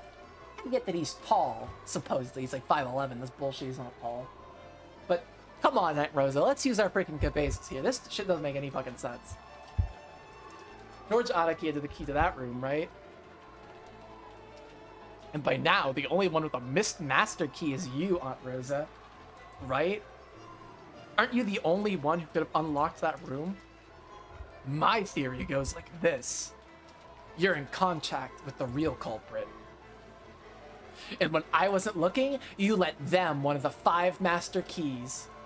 I didn't do something like that. See, there are 5 of them here, right? As if that matters. You could have just had them set in a prearranged spot and collected it, right? And weren't you the one who doubted whether there really were 5 master keys? So how do you suggest that someone other than yourself placed that letter there? Until you find some proof someone else did it, you're a wolf. Shut up! Then why don't you show me some proof? How do you claim the culprit killed George Anaki and the rest in that closed room? How did they lock it? Oh my god, this is about to be a banger fucking scene. This scene's about to be a fucking total banger. That's exactly right. Natsumi's room is exactly the same, just like usual. The door and the windows were locked from the inside. There were no frauds or tricks, no means of secret passage, nor places in which to hide. How do we know he's the real Pier? Maybe he's a fake. I don't know. Nobody is who they say they are. It's like that one episode in SpongeBob where it's Patrick is actually just a gorilla in a suit. It's that shit. That freaking Battler's about to unzip himself and a huge freaking gorilla's over. It was a gorilla. Natsumi's own key was in George's pocket, and the inside of the room was sealed off. SpongeBob's skin theory. Oh, wait, I don't really remember that. Shit, I don't really remember the whole skin thing. Other than, like, it's a weird recurring motif in SpongeBob. We're on some skin theory shit. Beatrice is actually a skinwalker. She unzips herself and it's... Kinzo is Beatrice. I rest my case. Absolute cinema. Beatrice is Kinzo. Oh my gosh. And the inside of the room was sealed off. Only the 5 master keys were left. And Rosa was holding all of them. Why is Rosa in apostrophes? Let me say this. The parlor's the same. The key to the parlor itself is always sealed away in the servant room, so unlocking it without a master key is impossible. The definition of a closed room remains possible as always.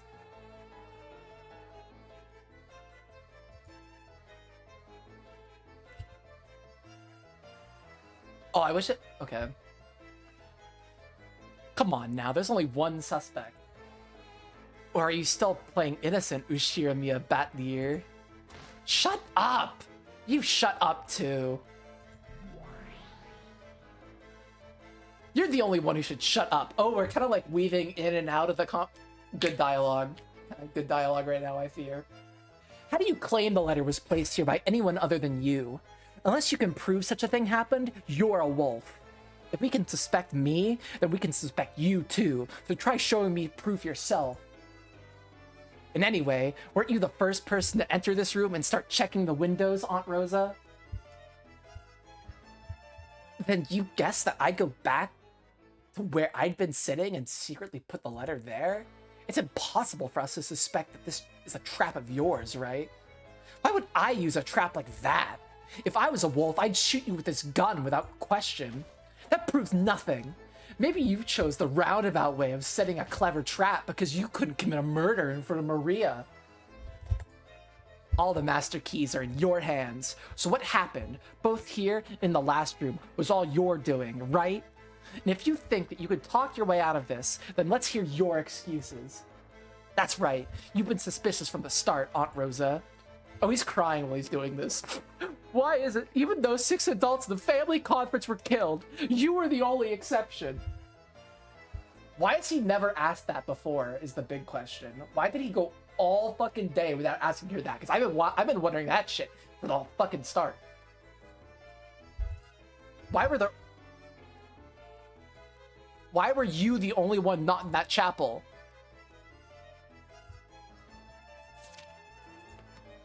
She has red eyes, right? Yeah, she's like those. She doesn't have a different eye color or anything. Because this is her eye color. You invited Dad and the rest of them there and killed them. Damn it. Damn it. That explains everything, doesn't it? Don't fuck with me. Don't fuck with me. Stop saying these things don't make sense.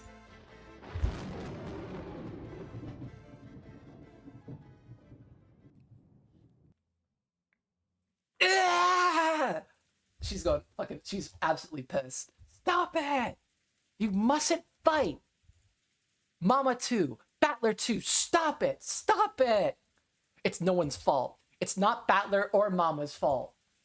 The witch did all of this. It was done with magic. It's no one's fault. Ugh. Maria thrust herself in between Aunt Rosa and me as the blood started rising to our heads.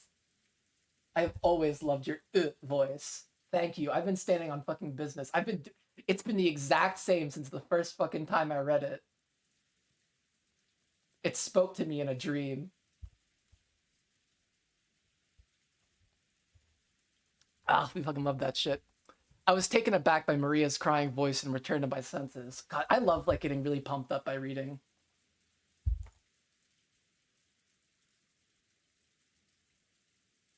I had acted shamefully just now. My eyes filled with tears. That's right. It's all the witch's fault, isn't it? I have always found it heinous.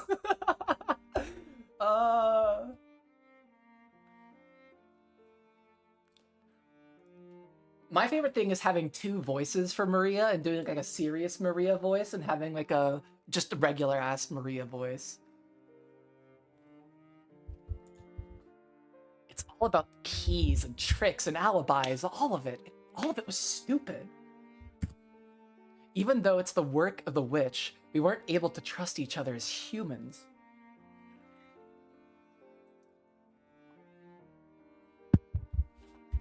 Whoops. There we go. Oh, wait, I can't find that.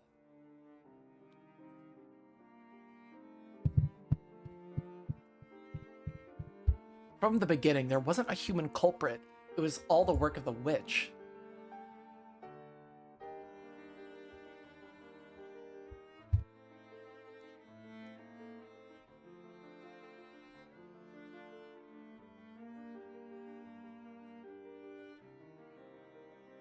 So there's no way you're the culprit. And there's no way Maria, Genji-san, or I am either. Why has it come to this? Why am I screaming at Aunt Rosa, who I love? Why am I having this fight with the kind aunt I love so much? The kind aunt that beat my cousin. Why does everyone here have to suspect each other? I'm not gonna suspect my aunt. I'm not gonna suspect anyone. It's all the work of the witch. It's all the work of Beatrice. It's all a crime that Beatrice committed with magic. Beatrice, please show yourself here and confess to us that you did everything. I'm sorry already. I'm sorry you've been suspecting each other like this. So forgive us. Release us. Release us from this hell of suspecting each other until we see each other die. Give me my kind relatives and cousins back. I hate it. I hate it. I hate it all. You definitely exist. It's your victory. Show yourself, oh Beatrice. Beatrice. Beatrice.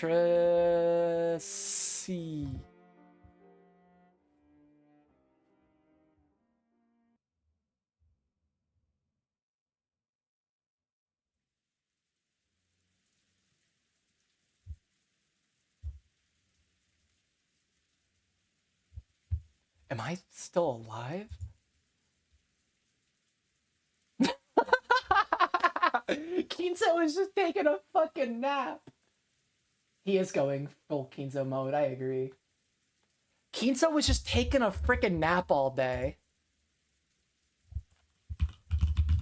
There's no fucking way.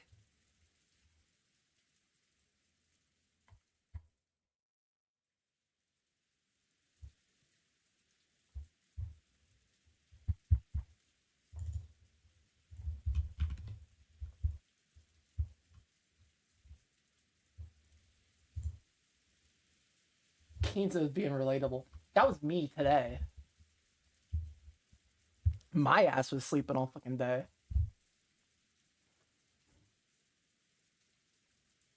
Apparently, some time ago, Kinzo had fallen into a doze. He searched for his spectacles and looked at the clock. It was 10 p.m. Last time, this shit ended at about 1.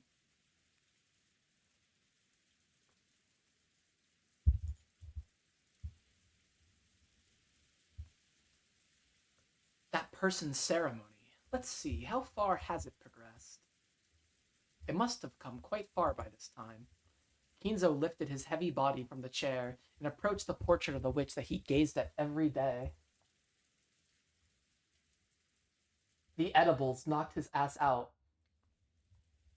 Ah, I must take my blinker now.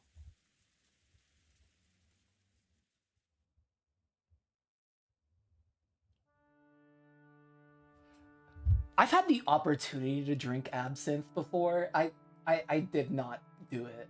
I've had moonshine. I've never had absinthe. Moonshine was fucking hilarious. I think it was like 60 or 70% alcohol.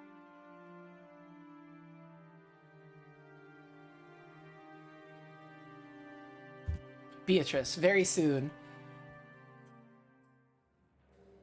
I will have a chance to be reunited with your smile. You know, I think these two would have just been happier if instead of like having a weird witch Faustian bargain, did it taste good? Oh yeah, it was like a cinnamon flavored moonshine. It was super good. My dad brewed it.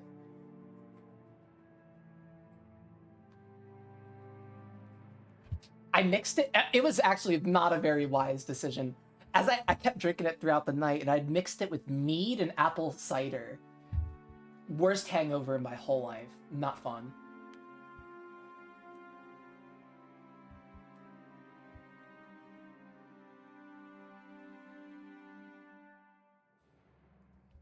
I care not if I die. If I could see your smile just one more time, I will not regret this life. So, for heaven's sake, let me meet with you one more time. Then, let me swear, my love, to you. Let me apologize for my crimes. Whoa. But I won't let you escape. You are mine. From your hair to your toenails, to the dirt under your toenails, you are mine. Every fragment of your flesh is mine. Even the broth of your corpse is... What the fuck? I'm getting like vibes that like it's like from Pirates of the Caribbean. It's like Davy Jones and Calypso. I won't let you escape. This time you won't slip from my hands. Maybe the only love that matters is the unrequited love between two members of a Faustian bargain with each other, doomed for eternity. I don't know. I will never let you escape a second time. I will never let you escape a second time. Kinzo howled in rage, then suddenly fell to his knees as he shook and scraped at the wall. He started sobbing in an instant. Ah! That's wrong. I didn't have to say something like this, Beatrice. Please, let me see you one more time. Even if you just let me apologize. Ah, Beatrice. You are beloved. Yearned for. I was mistaken. If you would just smile, I wouldn't need anything else. I made a mistake. I made a mistake back then. I did something that cannot be taken back. Ooh, I'm putting that in the notes. I'm putting that in the notes.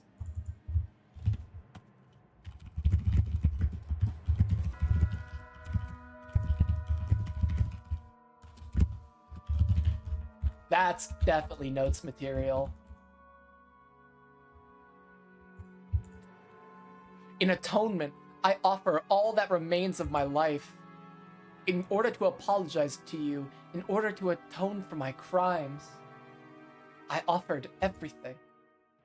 Please, even if it must happen as I die, at least let me apologize just once. Beatrice. Ah, ah, We've all been there, buddy. It's okay. Oh shit. As Kinzo shook and cried, a butterfly appeared out of nowhere behind his small back like a flake of gold leaf and softly descended. You fool, Kinzo. Do you really think any woman out there would fall for a man's tears? Well, even if it wouldn't make a human woman fall for you, it might do the trick for a woman who is not human. Kinzo, do you remember? Love can be both beautiful and terrible. That's the point. That is the point.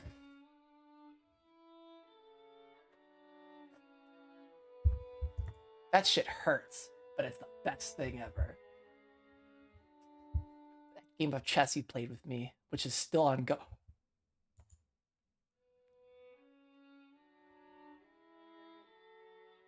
Kinzo, as though he had suddenly remembered something, approached the chess set. It was as it had been during the game he'd played with Nanjo until yesterday. After knocking all the pieces off the chessboard, he began to line them up again, one by one. It was a setup for an ongoing game. That's right. Like this.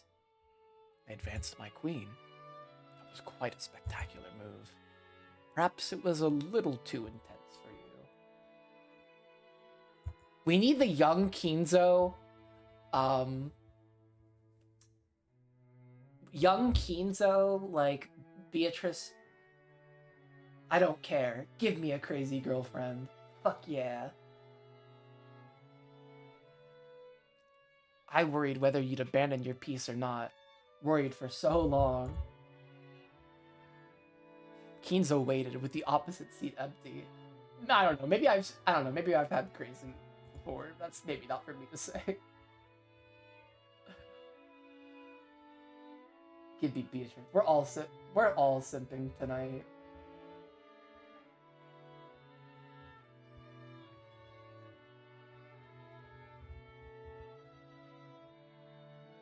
Surely very soon his opponent would appear there, and they would be able to restart this game again. You fool, Kinzo. You want to apologize? You want me to see my face again? You want to make my smile an eternal thing? Why can't you say a much simpler word? Enough, even though that is the sole element of this world. At that time, Kinzo muttered, was it a prayer? An entreaty? It was probably just a call muttering. I love you, Beatrice. They were pure words, like something an innocent child would say without any evil intent. You really are a fool, Kinzo. Even if you have the chance to do your life over again. Know that those words will never cause a woman to fall for you. That's right, not unless a miracle happens. That's what makes this. At that moment, Kinzo definitely heard a small knock. One with a tempo that differed from those of the servants. But who is it? The one beyond the door didn't answer. I'm asking who you are. Will you not answer? The woman beyond the door didn't answer. Could it be? Oh, could it be? Beatrice? Beatrice. The one beyond the door answered. On the ninth twilight, the witch shall revive, and none shall be left alive. Is that where it's gonna end?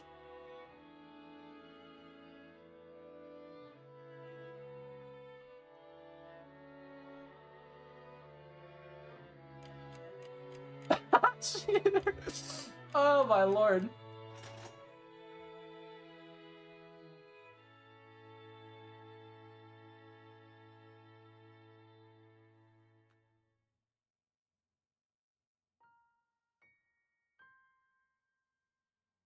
Oh wait, I didn't see what time the clock had gone to. Shit.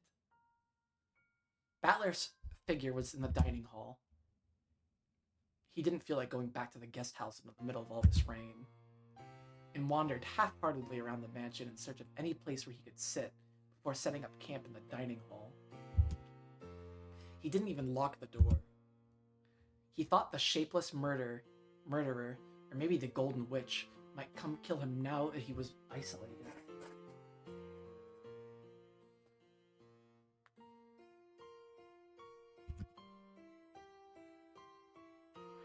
But he no longer had any desire to resist.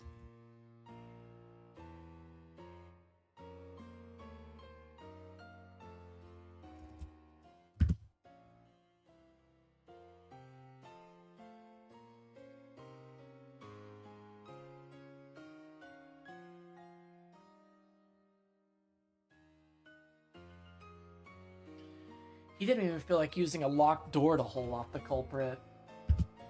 He wanted that person to come in at him openly from the front. If it was the killer, he wanted to ask them about some of those wonderful closed rooms tricks as a parting gift. If it was the witch, he'd hoped she'd at least take his life with some spectacular magic. However, ironically, neither of those two came to meet him. Battler opened the liquor cabinet. He's getting drunk? No longer was there anyone to scold him from drinking alcohol.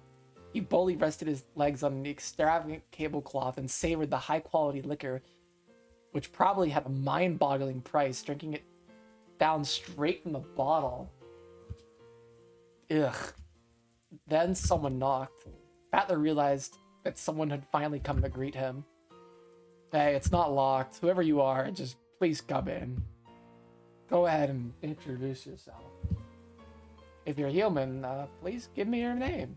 If you're Beatrice, please tell me your bust size. Oh my fucking god. Yes, drunk Battler. I'm gonna have so much fun reading this. I may not look it, but I'm well known as a press sommelier, you see? It is Genji, Battler-sama. Genji-san. Sorry, but I've got no interest in your bus. Please, come sit. It's unlocked. Excuse me. Genji-san opened the door and bowed. So, is Genji-san the criminal after all, or maybe an accomplice? That theory would probably explain most of the tricks. Did you come to give me my last right? Nothing of the sort. I apologize if I'm disturbing you. Hey. I'm pretty sorry without even telling me what you want. Is actually pretty creepy. What do you want? Are you gonna tell me that drinking alcohol is forbidden for minors? I'll just die anyway. Please, let me do what I want, now that it's all about to end. Battler-sama, do you love alcohol so much that you would spend a little time you have left drinking? Those words pierced me.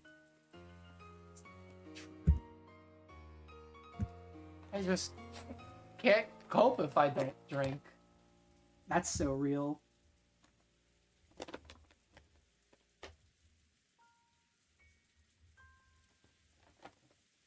We love high-functioning alcoholism, Battler.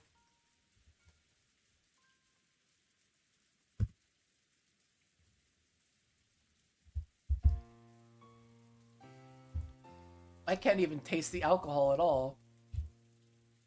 Ew. I can't. I hate liquor. I say this all the time. I can't stand liquor. You are just like the Master. Indeed, you inherited the Master's blood strongly. God, I'm going back to the Kinzo as Battler theory.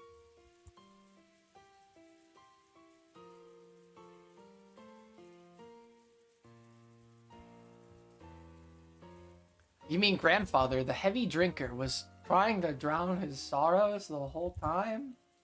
First I've heard of it.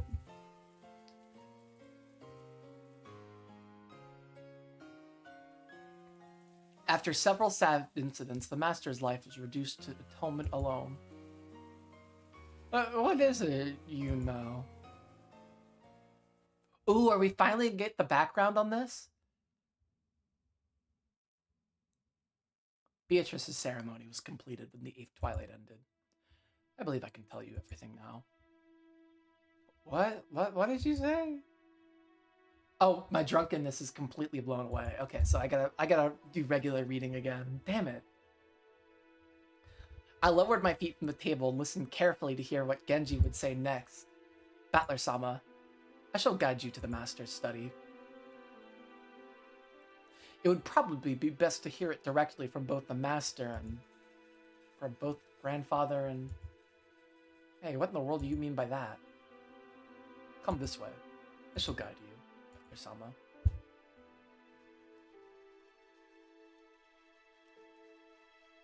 The other theory is Beatrice is actually Battler's grandma. That's the fucked up theory, but after Genji told me to follow him, he started to walk down the corridor. I threw my drunkenness off completely and went after him. That shit's happened to me before. Like, all the drunkenness has flown off me before. That shit's real. We climbed a big staircase towards the 3rd floor. What's up with the stinger? Genji-san stopped walking halfway. He then turned back and spoke. Battler-sama, from here on, you will probably see things you will not be able to understand.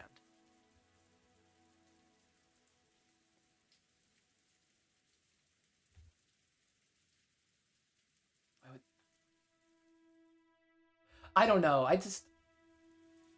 Like, witches and, like, babies do not mix, generally. I don't know.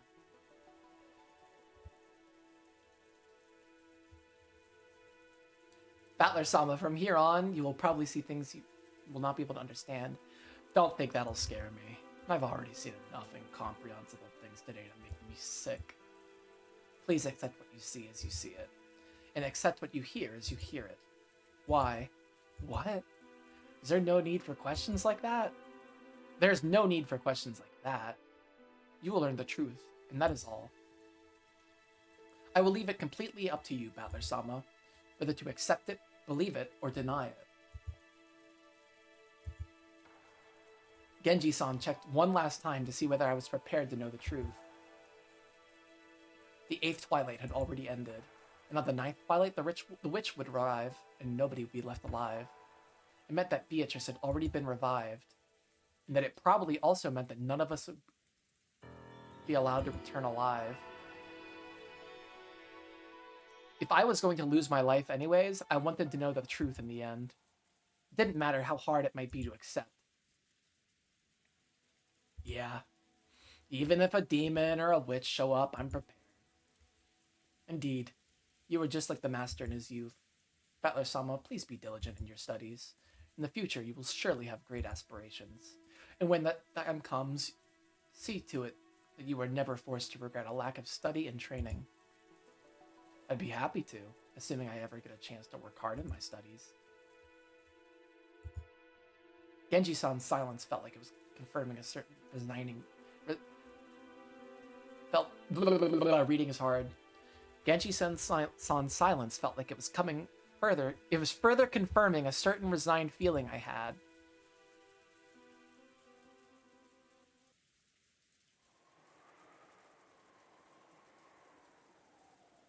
And then, the door to grandfather's study, surrounded by a sweet smell, came into sight. Genji-san took a gold key with an elegant design from out of his pocket. The master's key... Oh, okay, it's the key to the study. Okay. He put it in the keyhole, and it made a heavy clunking sound. Clunk. Master, it is I, Genji. I have brought Battler-sama with me. There was no reply, but seemed that permission was to go inside had been given. Come, Battler-sama. Please go on. Go in. Oh, okay. I'll go in. The first dialogue between Kinzo and Battler. I readied myself and threw the door open. What if he catches them at a bad moment?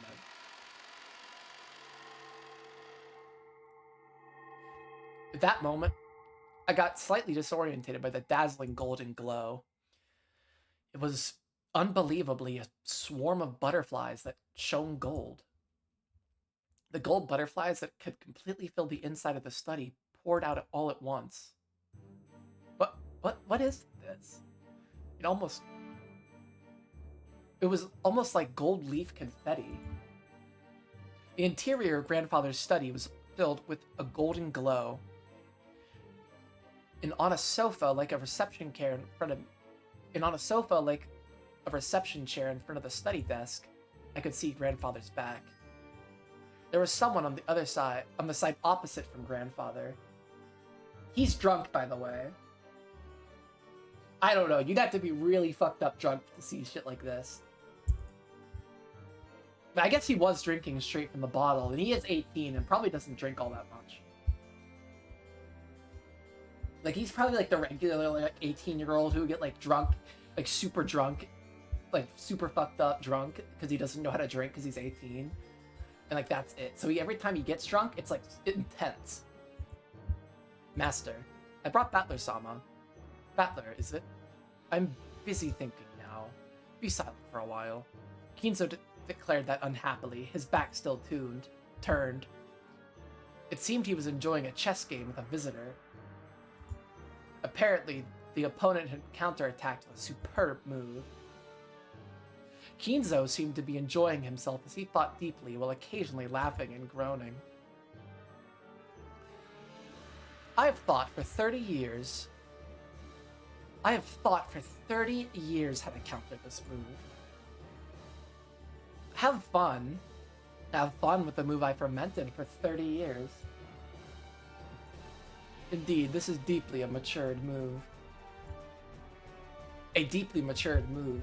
What fun, what fun. I see I'm no match for you.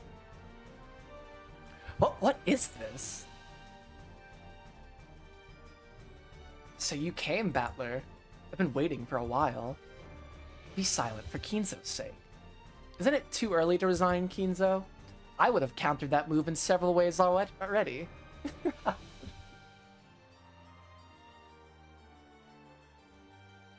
It should have been my first meeting with that witch. However, I knew this witch. Even though it was our first meeting, I knew from her portrait.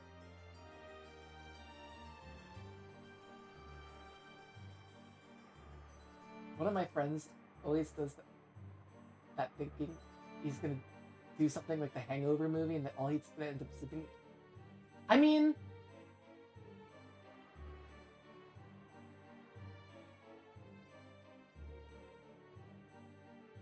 I don't know. The only ever times I've blacked out is like when I was at home. So I would just wake up in my bed and I'll be chill.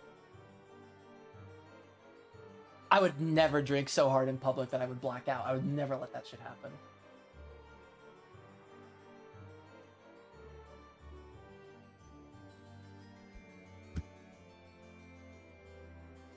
Genji, serve some alcohol for Battler. What would be an appropriate liquor for this man? That which the master has loved since the days of his youth. Good, serve it. You can't give an 18-year-old absinthe! You did well coming here, Shirmiya Battler. First, sit down. You called my name many times, did you not? In deference to that, I allowed you to meet me. So what will you ask me? What will you inquire? The door to the Golden Land will soon be opened. Soon we will have a banquet to celebrate my revival, at which I will be welcoming in the witches. Are they gonna have a witches' Sabbath?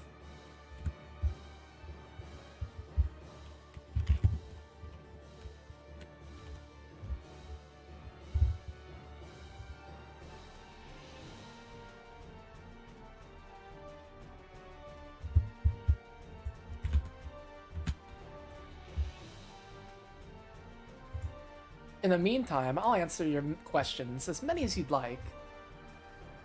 I got a bunch of things I want to ask. What happened on this island? He almost always blacks out. That's fucking crazy. That's badass. I've got a bunch of things I want to ask. What happened on this island? phone and watch someone twice? That would freak me the fuck out.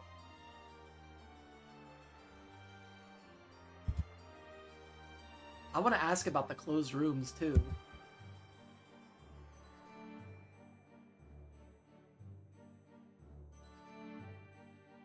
What about the chapel? One of my friend's cars got broken into earlier this year. That shit was crazy.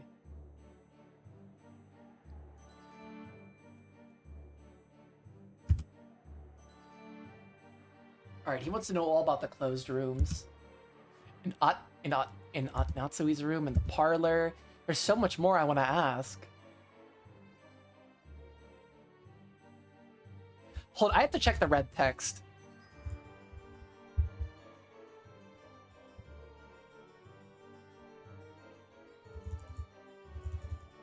Okay, no trick could have had the effect of locking the door from the outside without using a key.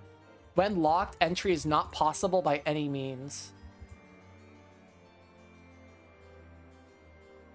There are no hidden doors in this room.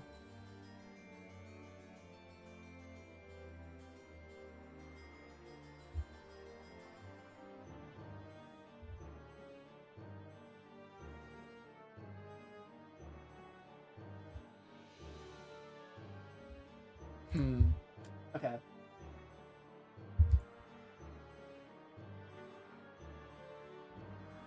He sunk his parents' boat? I love that. Your friend seems like a total legend. About the witch's true nature. Is Beatrice really a witch? What's your goal, and what do you want to make us do?